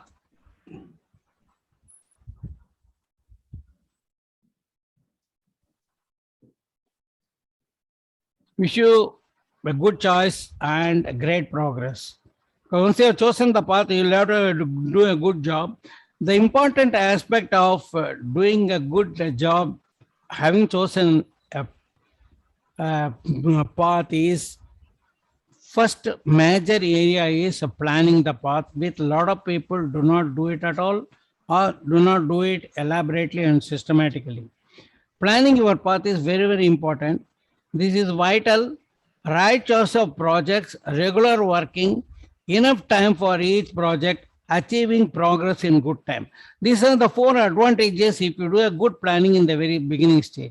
For this, you will have to do a little bit hard work, study the projects at different levels, and then make your choice, discuss with your mentor, then make your timeline. All these things have to be done. Okay. Example I have given from my own, one of the paths I completed, effective coaching, quickly. See, this path helps you to build your skills. This is the description given. It's not important, okay? But it is high leadership content, effective coaching. This is there in the system. If you want, I can send you later on also. So level 1, mastering fundamentals. These 3 are common with all other this one. Level 2, these 3 are common with many other paths, not all the paths. Some of them may be slight variation. I'm not going in detail about them. In level 3, increasing knowledge, I did reaching consensus. That is a compulsory project we will have to do. Reaching consensus is a very interesting project, and I have seen people doing it very badly. I have seen people doing it very well also. The important things are, when you study this, you will have to think about it. I will give you a couple of clues regarding this. You should not have too many people in your group, the panel, for reaching the concession. And you should have preferably only a single question. For that, 2 or 3 options as answers. Should not have too many questions or too many options. Then there will be only confusion, no consensus will come. And another important thing is the options you give should be equivalent in nature.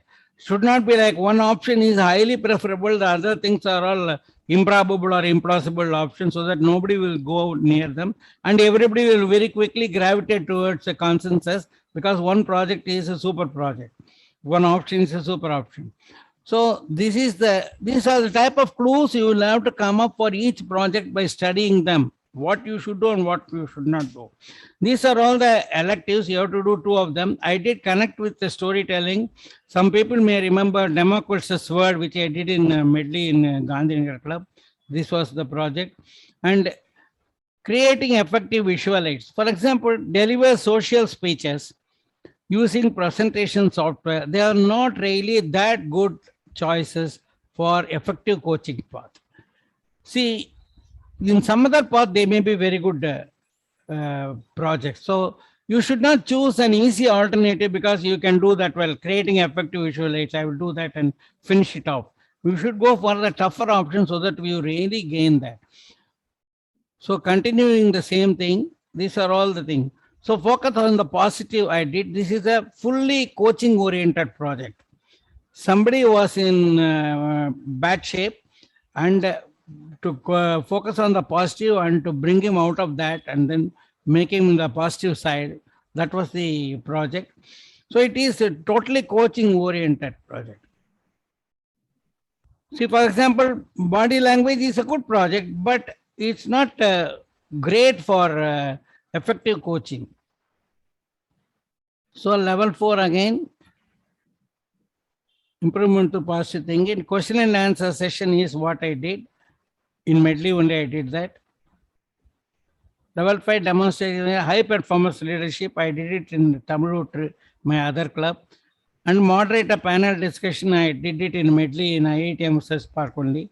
I even brought Abraham Zakaria, one of the panelists, and we had 3 more from Medley with the different levels of Toastmaster experience. It was about the leadership. So you have to take tough projects. You have to think about them, find out the clues and what are the important parameters, and based on that, develop that. If you want to do all this, you need time. So when you make a plan, you choose your project. For each of them, you see how much time will it take, and then you slot the projects. For example, if you are ambitious, you can say that every 3 weeks you want to give a project, you should be ready. So at least once in 6 weeks, you can get it in Medley. The other, you can go in another club and do also if you are ready with that. So if you do that one every 3 weeks, so in a matter of 6 months, you can do, so in 1 year, you can somewhat finish your path, or maybe 1 year, 2-3 months, you can finish your path. So this planning, I have really concentrated because it is very important. Projects and speeches, I want to ask somebody, Prasanna V, you are a little new. Are you there? Venkatesh Prasanna, are you there?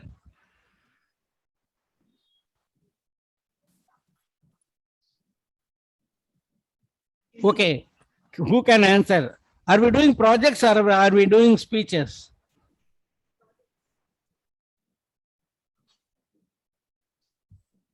We're doing projects. We are doing projects. Then where do speeches come? But every agenda, every week, it has got only speeches. Speaker 1, speaker 2, and speaker 3. What we do in the project and what we learn. Project or speech is mostly project. There are a few projects which are mainly speech making only, like vocal variety. Okay, it's a speech making project. But most of projects, there are activities or studies you will have to do, or you have to form a team and do something. Based on that, you will give a speech which will be the last part of your project. So this is a quantum shift between the legacy and the pathway system. Speech is the last part. Okay, pathways topics, other few topics. Evaluation has to be done slightly differently. I don't have time to go on this. We are doing the same project again and again. Like icebreaker, you take second path, you are doing icebreaker. Who can comment on this? Is it good or bad? Can anybody comment on this? Saravanan? Many projects, particularly level 1 and level 2, we are repeating. Every time we take a new path, so same projects we are doing. That's right. Actually, it's not necessary to repeat the same project again and again because there is one in level 1, that is evaluation feedback. So normally what people does is like they take one project, does that, get the feedback and does the same project again and get the feedback. That is one way of doing that. Other way of doing that is understanding what the feedback is and applying in a totally different speech and understand and ensure that that feedback is taken care of. So that is another way of doing that. Toastmasters encourages both.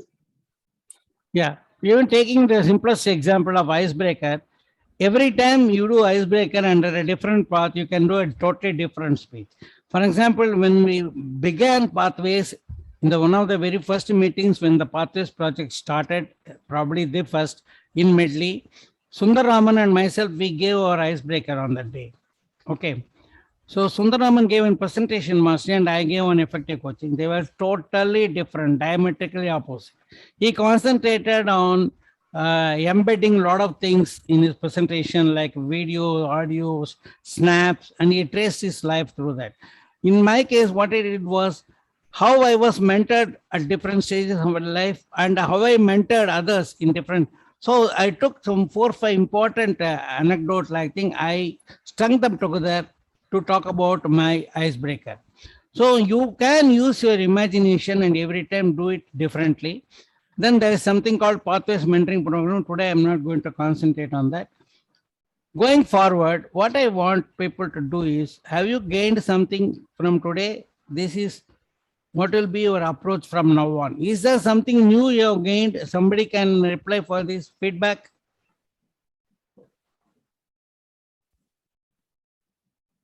People are rather silent unless named. Yes, sir. This is Venkateshan. So, I wasn't aware about these 4 groups which you spoke about, where if you're looking for full concentration on public speaking skills only, then we have a group, and that information I wasn't aware. But I went through those 23 questions based on which I took my pathway. Yes, very good. That was an information which will be a takeaway for me. Yeah, it's not a question of the 4 groups. There is someone called classification derived by some people, and I made some modification and I'm using it in my training. Yeah. It is the approach of trying to evaluate the communication content and leadership content in the different path, different approaches. So when you try to understand that, you can do very good projects because you've got a basic, very deep level understanding. So doing that will be very helpful. So important thing is you have to, any questions you can ask. I'm almost finished now. I don't know whether I am on time or late. Any questions? So choose your path judiciously after doing gap analysis and going through in a serious way. Plan your path. Once you plan your path, every project also you should take 2 to 3 weeks.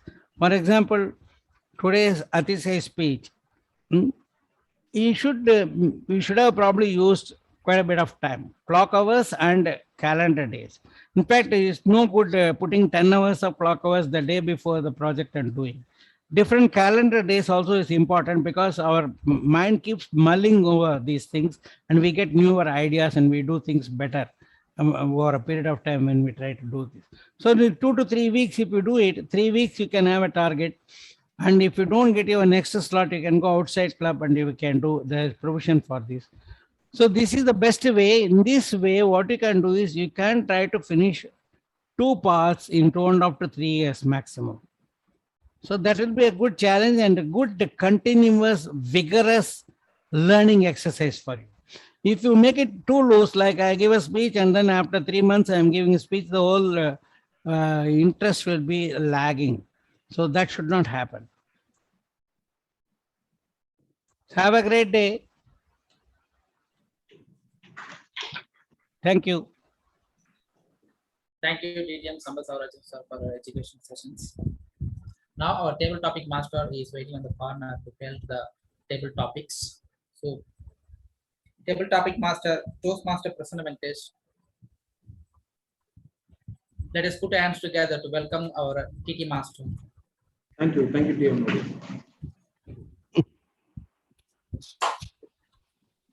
Good afternoon, Toastmasters and guests. One of the crucial part of the Toastmaster meeting is table topic session. Without the preparation, the speaker has to speak for a while. The impromptu speech helps the speaker to improve the time management as well as their ability to think. I call upon random Toastmasters as well as guests and give them a talk. The table topic speaker should speak at least 1 minute and a maximum of up to 2 minutes 30 seconds. At 1 minute, the timer will write green card. At 1 minute 30 seconds, red card is ready. 2 minutes, red card is raised. Beyond 2 minutes 30 seconds, the speaker is disqualified. Let's get started. For our first speaker, I call upon one of our distinguished Toastmasters from mutual meeting, DTM Thomas Abraham. Thomas, sir, are you there? DTM Thomas Abraham.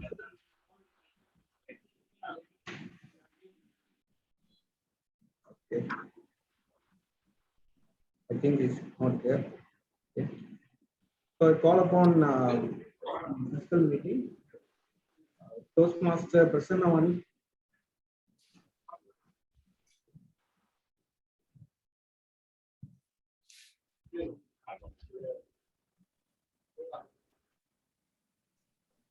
Happiness depends upon ourselves. Happiness depends upon ourselves. Thank you, table topic master, for that wonderful topic. Happiness could mean a lot of things for a lot of people. For me, it certainly meant not having to come and speak on a table topic right now, but that doesn't seem to be the case. So happiness is talking in front of such an august audience without any preparation on a topic which is vague, and also having an audience which is encouraging, supportive, and making me to go on and on, even though I don't have much content to talk. That is happiness. So happiness could mean different things for different people at different point of time. But is there anything constant among all of these? As long as we depend on the external surrounding things to make us happy, that is never going to be constant, right?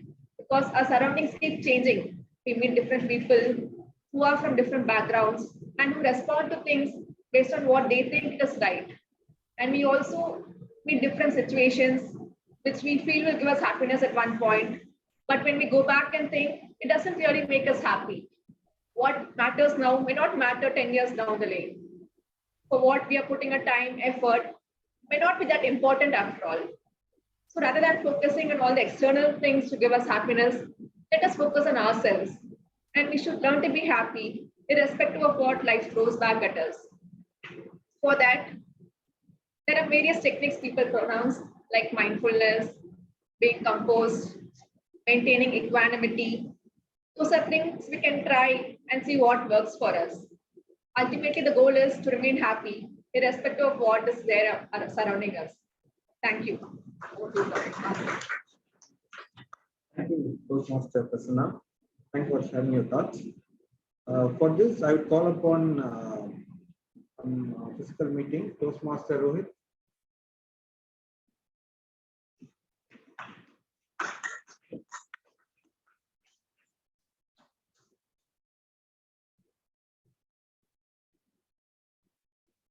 What gets you most excited about your life?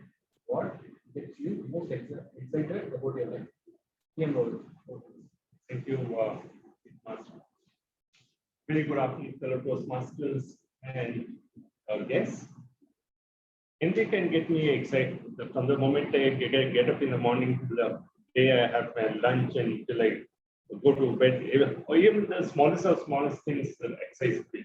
I don't need to go some magnanimous thing to get me excited. Even the smallest thing, as like even meeting my neighbor and having a calling him over for tea or coffee gets me excited.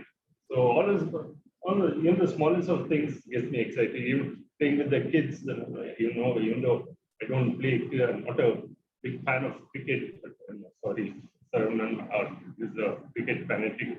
I don't like cricket, but still I make it put in a little bit of effort to tap around with the small kids there. Even that gets me going in during the day. Even that excites me. So nothing great about not being happy or not getting excited. So everything under the sun, a lot of things can get me going throughout the day or during the week or during the weekend as well. So I don't look for anything specific to get me excited. If nothing gets me going, at least I go to the beach, go for a run. I think that's the best thing I can do on a weekend. So catch up with friends. I don't have too many people around here, but still, I make it a point to at least go to the beach close by, go for a run. I think that is the best thing that I can do during the weekend to get me excited and get me ready for the following week. And get me going for the look forward for the fresh week because really can get onto my system very fast and it can overloads me during the week. So beach is the best. I would say we are going to the beach, going for a run on the beach. I think that's the best thing that gets me excited. Thank you. Thank you, Toastmaster Rohit. It's good to find excited about even for small things. For this topic, I would call upon a guest from virtual meeting. Yes, Janita, are you there? Yes, Janita? I'm here, Prasanna. Yes, I'm here. Appearance or deceptive? Appearance or deceptive? About you, yes, Janita. Sorry, I couldn't get the point clearly. Can you just repeat it, Prasanna, once again? Yes. Appearance or deceptive? Appearance or deceptive? Okay. So could you just tell me the meaning of the deceptive? Like I didn't get it. Deceptive means like we don't judge people from the looks. That's what it means. Okay. Yes. Yes, misguiding. Exactly. Thank you, sir. It could be misguiding. Yeah. Okay. Thank you so much. Thank you, Prasanna, for for choosing me to talk in this particular session. So the topic is like appearance or deceptive. Like we shouldn't judge anyone, seeing by their appearance. Like because like we have already seen in our life a lot of people. So some looks very bold and some look very intelligent. Some looks very strong, but inside, if we know deep dive into the conversations with them, we can see like how emotionally weak they are and how emotionally they want some support, they need some feedback, as sir mentioned. So like that, like people are there. So we shouldn't judge anything by the appearance. And that's the thing we have to note. Like we have to always support of a lot of people. They look very strong outside, but it's not inside like that. So they always need some support.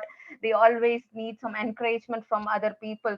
So whenever we see somebody, we have to talk with them in with the care. Like the sir said, as of the word of the day, it's consciences. We have to talk everybody with conscientious. So that is very, very important for all the other people. For every strong people, behind every strong people and every intelligent people behind them, like they need something from others. So don't judge anything by the appearance. Everything needs the feedback. That too, if it is in the constructive way of feedback, it will be really helpful for everybody. So thank you, President, for the topic given. Thanks, Janita, for sharing your thoughts. And for this, I would call upon our distinguished Toastmaster, DTM Thomas, sir. Are you there, sir? DTM Thomas, everyone. Yes, sir. Ready? Yes. Grass is greener on other side. Grass is greener on other side. DTM Thomas Abraham. Grass is always green on the other side, because when it is this side, the cow eats all the green grass, and what is left after it tramples on that area will always be brown, dead grass. But that's a very flimsy way of answering the question. But on a more serious note, if you look at it, today's topic is happiness.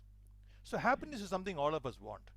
But you ask people instinctively, a lot of people have a lot of demands. They want wealth, they want success, they want children to go to states, they want health, they want joy. But the thing is, you never appreciate what you have. Here are people who get good sleep for 8 hours. They live in penury, but they have what it takes to get a good sleep. So if they look at it the other way and say, oh, look at that rich man who lives on the 21st floor, he will never get happy. So grass looks green from a distance. Get close, you will know there are worms in it. So in other words, we have to learn to, do reference to today's topic. We have to learn to be happy with what we have. If we look for what we don't have, we will live a miserable life, die a miserable life. Therefore, grass, let that what looks like grass, let it stay there, let them have it. You be happy with what you have. It's always, typically, life gives you compensation. I don't know whether, divinity or whatever, that's our judgment. Life is compensatory. Look at people who cannot hear, but their other faculties more than make up for it. People who are blind, I've often thought, imagine a blind mother. She will never know what her child will look like, right? But she can still see it in her own way. So she doesn't have the grass called sight, but she has the instinct of other senses to appreciate what life has given her. I'm sorry, I cannot see the timer, therefore please help me if I'm exceeding. I have no means of finding out. Thank you very much. I will stop with that. Now, in other words, grass is green on the other side. Let it be. Enjoy what you have this side. You will be a happy person. Over to you, TT Master. Thank you, DTM Thomas. Thanks for sharing the quote. We should be happy for what we have. And now this topic, I'm going to call one of our guests from physical meeting, Ms. Lalita.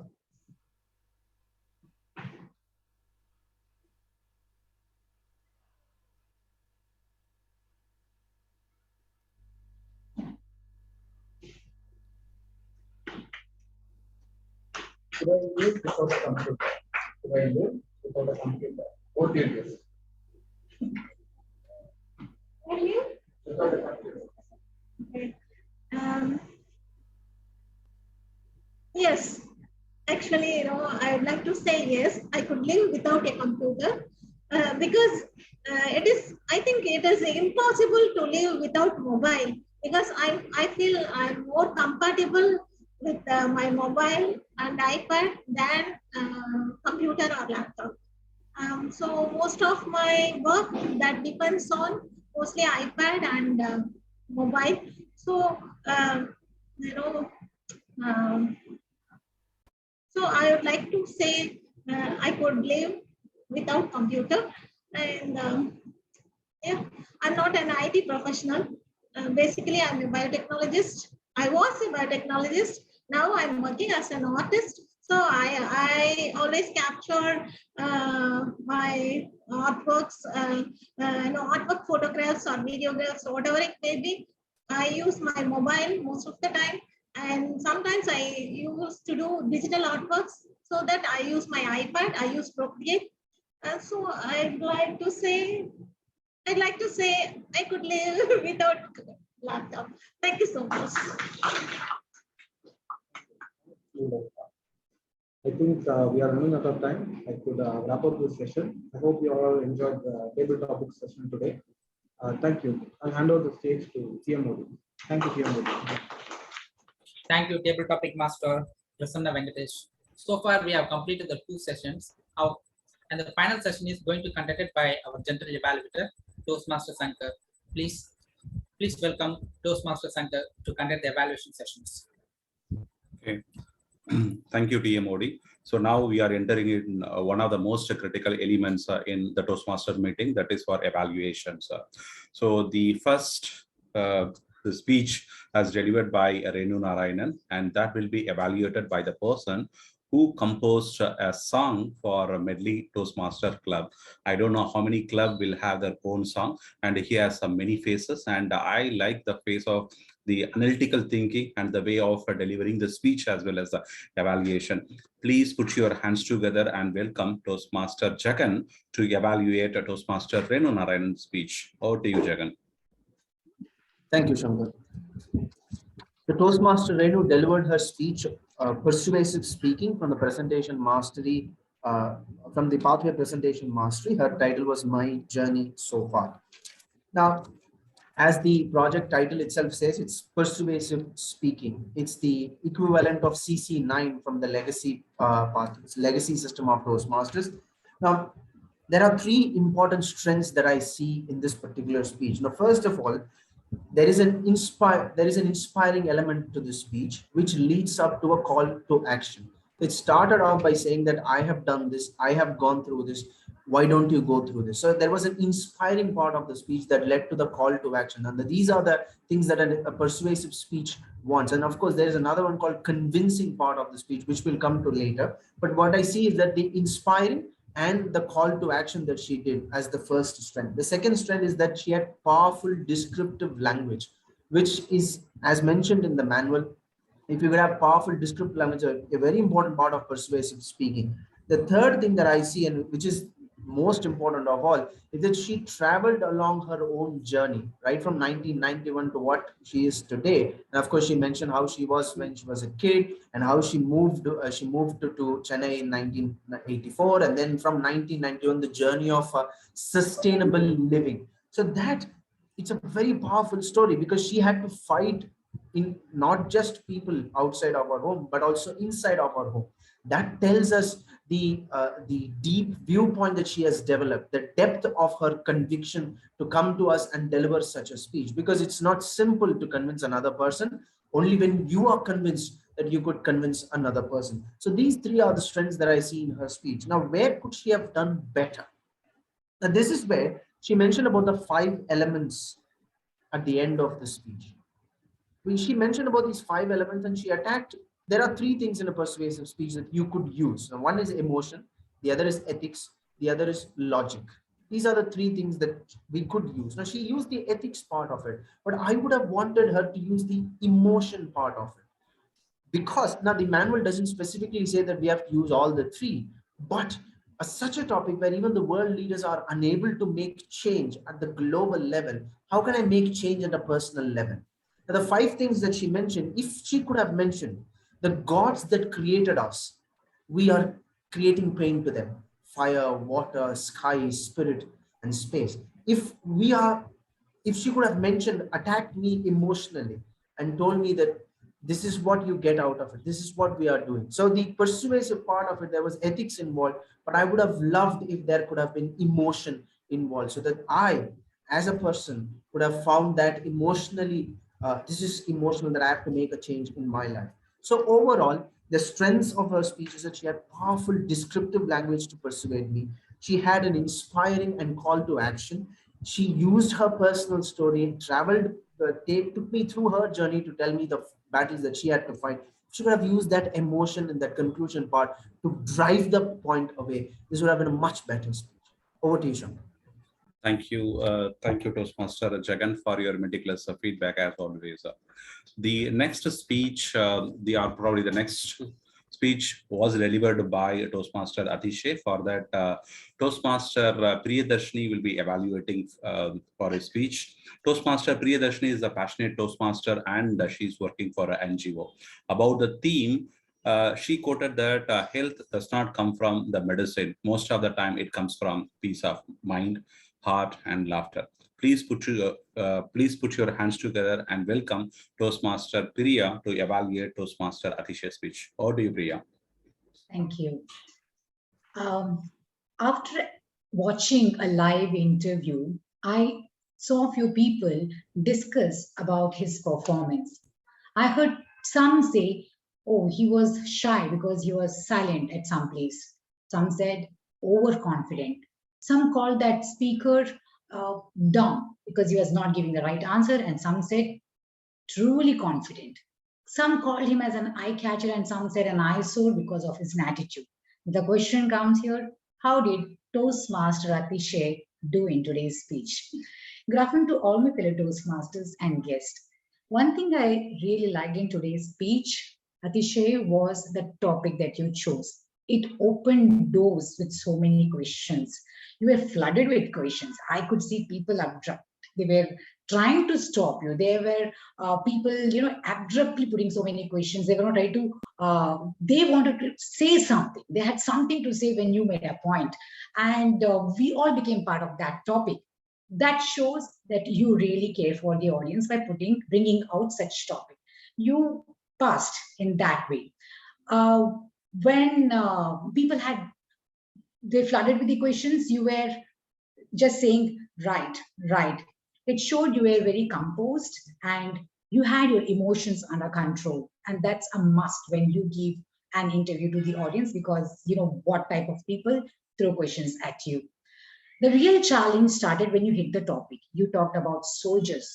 You had challenging questions. People compared soldier to a sadhu as well as a tourist, because they are also taking the same pain, going to that high temperature. You made a point saying that it does not mean that he wants to die, but he is willing to die. There's a bigger purpose behind it. And that statement really touched my heart. And you talked about soldiers' mental attitude as well as the training process that he goes through. Overall, I really enjoyed listening to your speech part. Now, coming to areas of improvement. Number one, there were, especially when you hit the mountain and talked about temperature, people had a similar discussion, and you told to one lady that you will come back with an answer later. But that never happened. I was waiting. If you remember saying that, it means you need to be sometimes sensitive to the audience.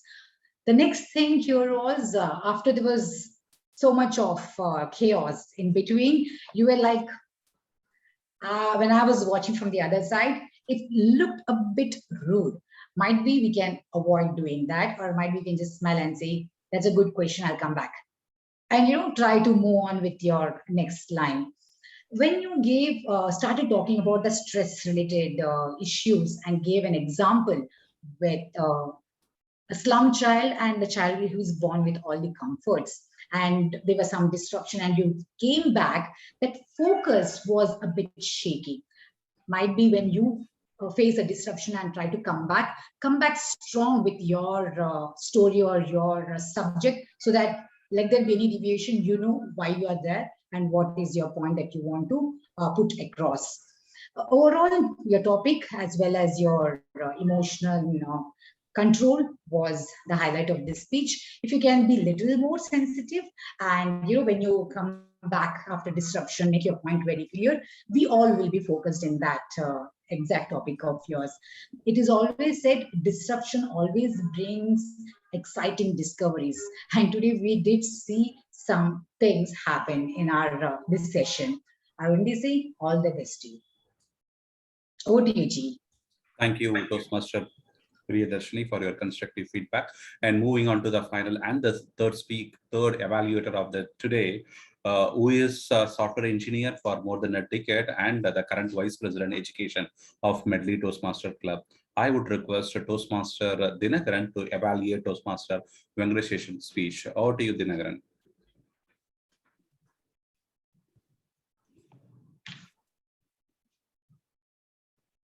Thank you, GE. Good evening, fellow Toastmasters and guests. My target speaker, Toastmaster Venkatesan, has given the speech on the pathways, motivational strategies. And the project name is understanding emotional intelligence.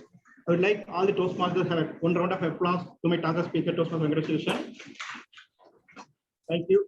The reason for appreciation is number one, for perfectly meeting the project objective. Number two, converting the speech into an educational session on emotional intelligence, and also bringing in a personal, wonderful personal story. Okay. When starting out the speech, Toastmaster Venkateswaran has brought in this Polish and then the Dolish picture. It has clearly set the context, and then it has brought in everyone's attention to the speech. We clearly understood that what is emotional intelligence. We have understood that the difference between being emotionally intelligent and not being an emotional intelligent. It was a wonderful idea to bring in that slide and then set the context. By seeing that, I thought, okay, he's going to talk about Dhoni versus Kohli, but he immediately changed the story to his personal story, and he moved back to this pandemic time where we all had these emotional challenges, and he brought about the story of himself and his wife, how they have encountered this pandemic time, how they have become emotionally balanced in taking baby steps, and then like following small things, and then how they have become emotionally intelligent. And he has also brought in the project aspect of like what is the primary emotion, like being like fearful, like afraid and sadness. These are all primary emotions. And he also talked about how primary emotions goes into secondary emotions, how long it takes. So he has wonderfully covered the project aspect, and also like while the project demands that the Toastmaster has to go through the journaling and then talk about the journal that he has done, but he has called out what is that he has done. Like he has been recollecting these emotional turmoil or emotional events that he is going through on a daily basis. Through his mind, he analyzes all these scenarios. So it was a wonderful speech, and he has also brought in the personal, how the effect of or the outcome of all these habits that he has been building to handle the emotions through the story of the accident. So it was a wonderful story, well constructed. We got everyone hooked. To elevate the speech to the next level, I would suggest the Toastmaster to add a little more emotions to the story, and also add some pauses, and also bring in a little more vocal variety to elevate the speech to the next level. Over to you. Thank you. Thank you, Toastmaster Dinagaran. Since we are over running out of time and the people are putting for consistency effort, I would like to go a little faster. So now it is a time for our the tag team, and the timer role as played by Toastmaster Anuradha. Can I have a detailed report, Anuradha?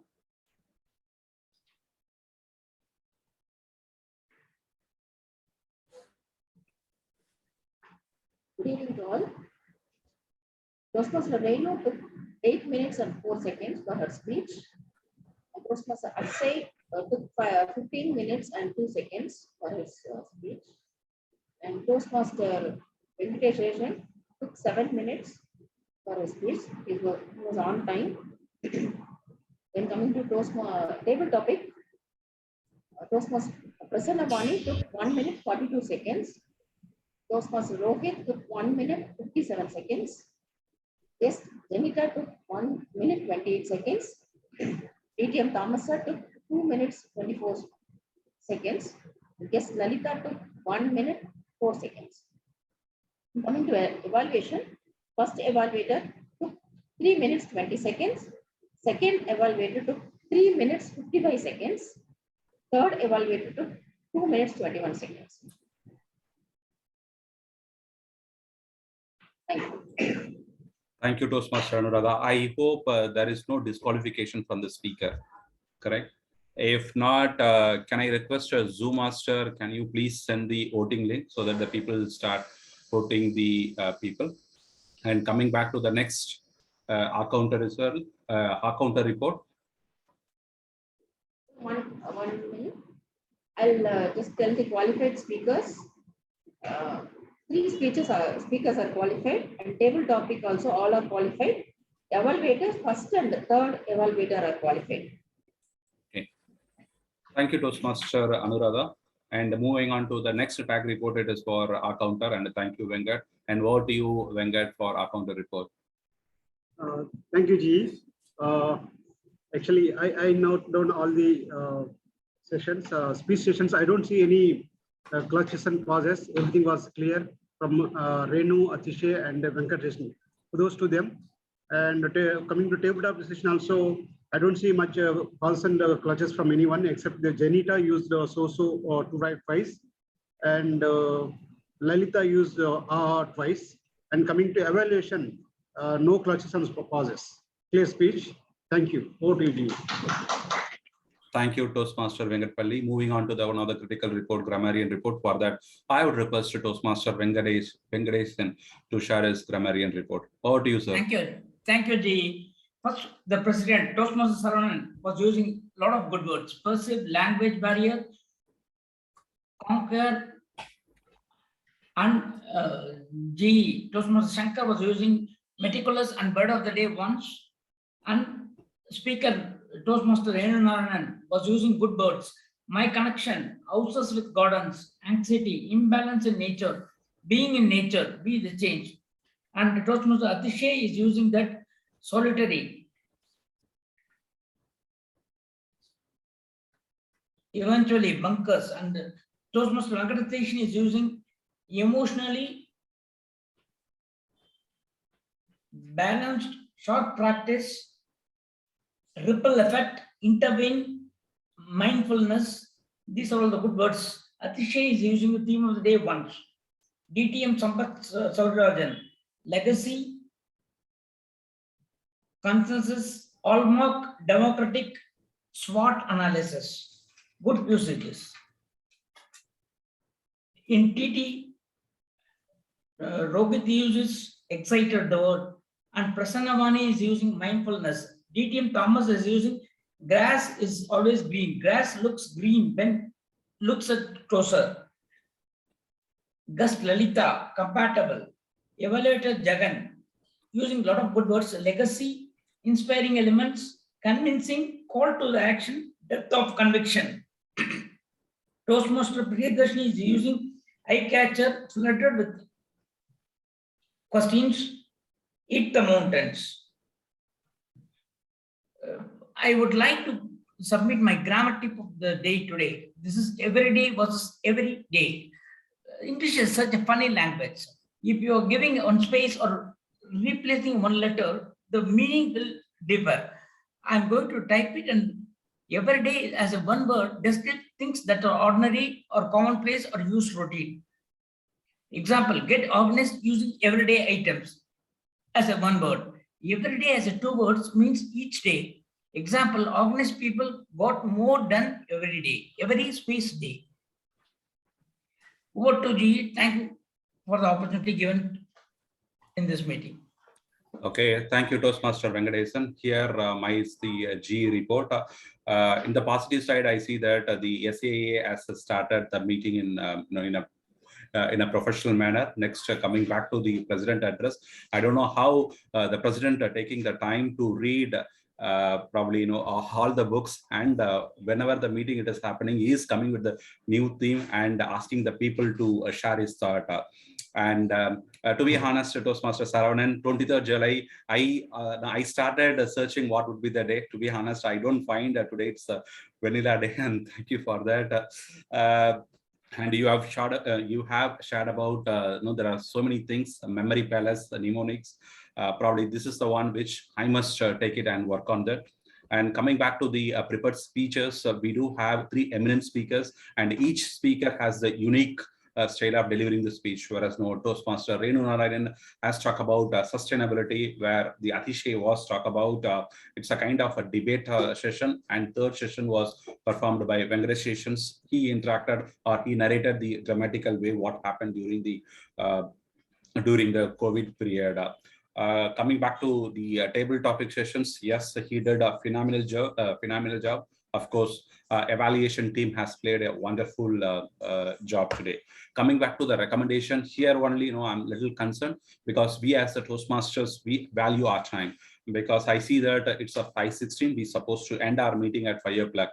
I see that supposed to start at 2:55, but today meeting is started at 3 o'clock. And probably we should adjust in some of the places. My recommendation would be going forward, you need to have at least one session, either the educational session or business sessions in one meeting. Because of that only it is contradicting in some way. And second very important thing is that the guests or even with our own speakers are coming to attend, at least to participate in table topic session. I feel that some of the speakers are not participated because of the time constraint. I think we need to see in the future. Overall, it was a fantastic sessions which I completely enjoyed. However, there are the continuous improvement, which as we proudly say that the best club in Chennai, we have to incorporate this point. I'm signing off now, and over to you, TMOD. Bye-bye. Thank you, General Evaluator. So I request the Toastmasters and guests to cast the best role player played by the General Evaluator Toastmaster Shankar and the Table Topic Master Prasanna V and myself. And without further ado, and I hand over the session back to the President. So my job is over, and happy weekend. Thank you. Over to the President. Thank you, Toastmaster of the day. What a session we had. 3 brilliant speeches, very good evaluations, and attended by 30 plus members and guests. I can see 15 enthusiastic members and guests who have joined in the room and 15 plus in the Zoom as well. So that gives 30 plus, and the recent past, we are not crossed 30 so many times. So that is one of the very good attendance as far as the Toastmasters meeting is concerned. Now, I would like to congratulate 2 people. One is Toastmaster Anuradha, who is playing her first role as timer. You did a brilliant job. So you took the timing as well as you went there and then showed that, and then you went here, showed your timing, and you came here and showed the timing. So all round the clock, you showed the timing. So that's good. Second one, I would like to congratulate Toastmaster Shankar for completing his level 4 in dynamic leadership parties. Please put your hands to now. It's time to, it's not time, we are delayed anything, but it's time to ask feedback from few of the guests who attend all the sessions. Any guests who would like to share their feedback?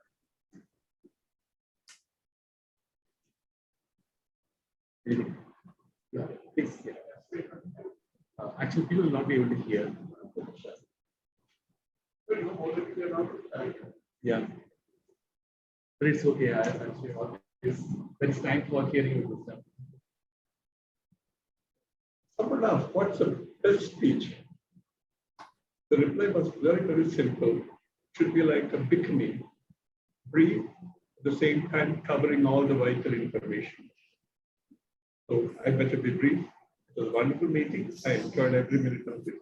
Heard a lot of good speeches. Thank you. You're sharing the things.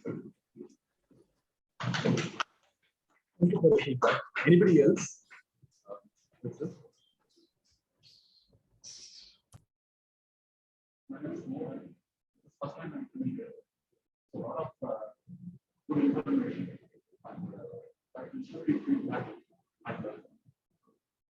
very good.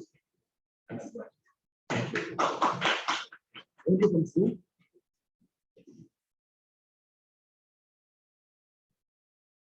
Okay, fine. I think we are done. And the next thing would be to hear the best speakers as well as best performers for today. Let me see whether I have got that or not. Just a minute. You have sent the coding. One moment, sir. People are just responding now. Okay, fine. Yeah, thank you for that. And before that, anybody else want to share their feedback? A few guests who have joined as well. You, sir? Actually, session was good. I enjoyed all three speeches. Very useful. It improves where we can also improve, even though we are guests, and if we have backlight, and where we should focus. Yeah, time from the state was a problem. Yeah. Next time we will. Definitely. Sure. Thank you for your feedback. It's well taken. Definitely, what we normally do is, we have some 10 to 12 speeches, TT speeches. That is off the cuff speech, and where you can come here and practice your impromptu speeches as well. But today, because of time constraint, we are not able to do that. But it's not the case every time. So definitely, please come forward for the next meetings, and definitely you will get your chances as well. Yourself, you want to share this? Saravanan, sorry, we can't hear your audience. Could they come and speak where you are standing, please? Sure. Yeah, right. Yeah, please come.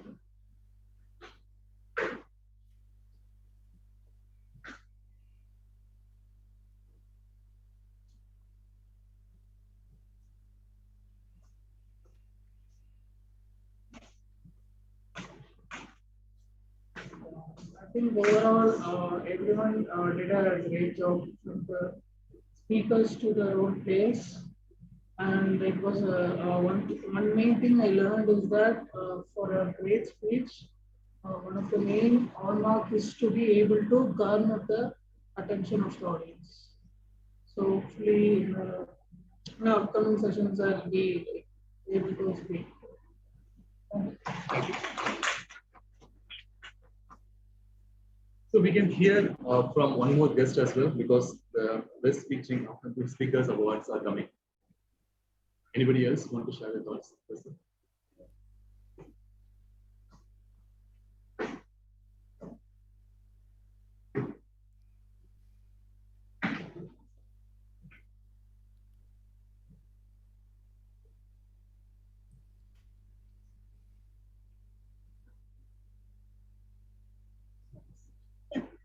Good evening to one and all. And this is the second time I'm coming to Toastmaster Club as a guest. And I think I'd like to register myself as a Toastmaster soon. So it's a wonderful community, and it's a great opportunity to meet you all here and learn a lot of things from you, one and all. Thank you so much. Please be get in touch with Toastmaster Vendor Session. He's the VPN, and he will help you with all the. Fine. So I have received the best performers list. The best speaker goes to Toastmaster Atishay.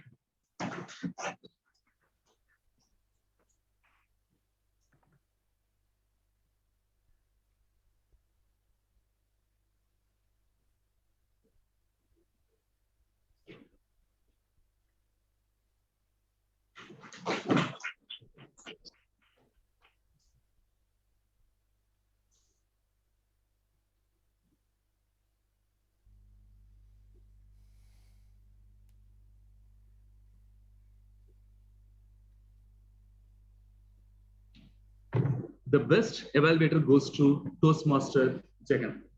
This is for you. The best TT speaker goes to Toastmaster Prasanna V.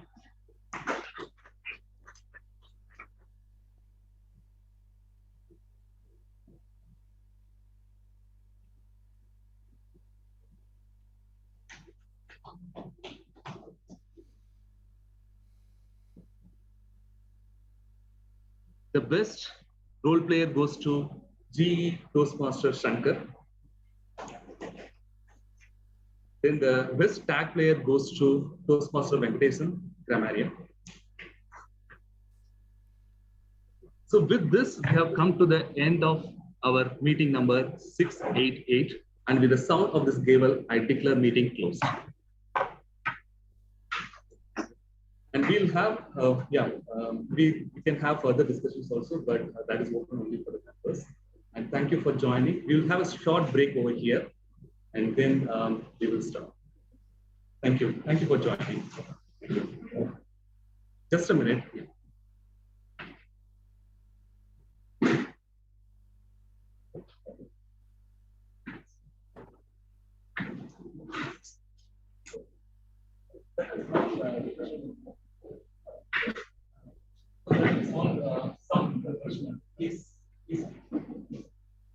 Yeah, that's the point. You cannot leave the guest. Very true. Very true. Yeah, that's right. Yeah. No, Yeah. I understand. So No one thing I wanted to share with you all, because now we are over time like anything. 5:26 is the time. Should we have the business meeting next week? I'm fine not sure now. If anybody has a problem, please state so.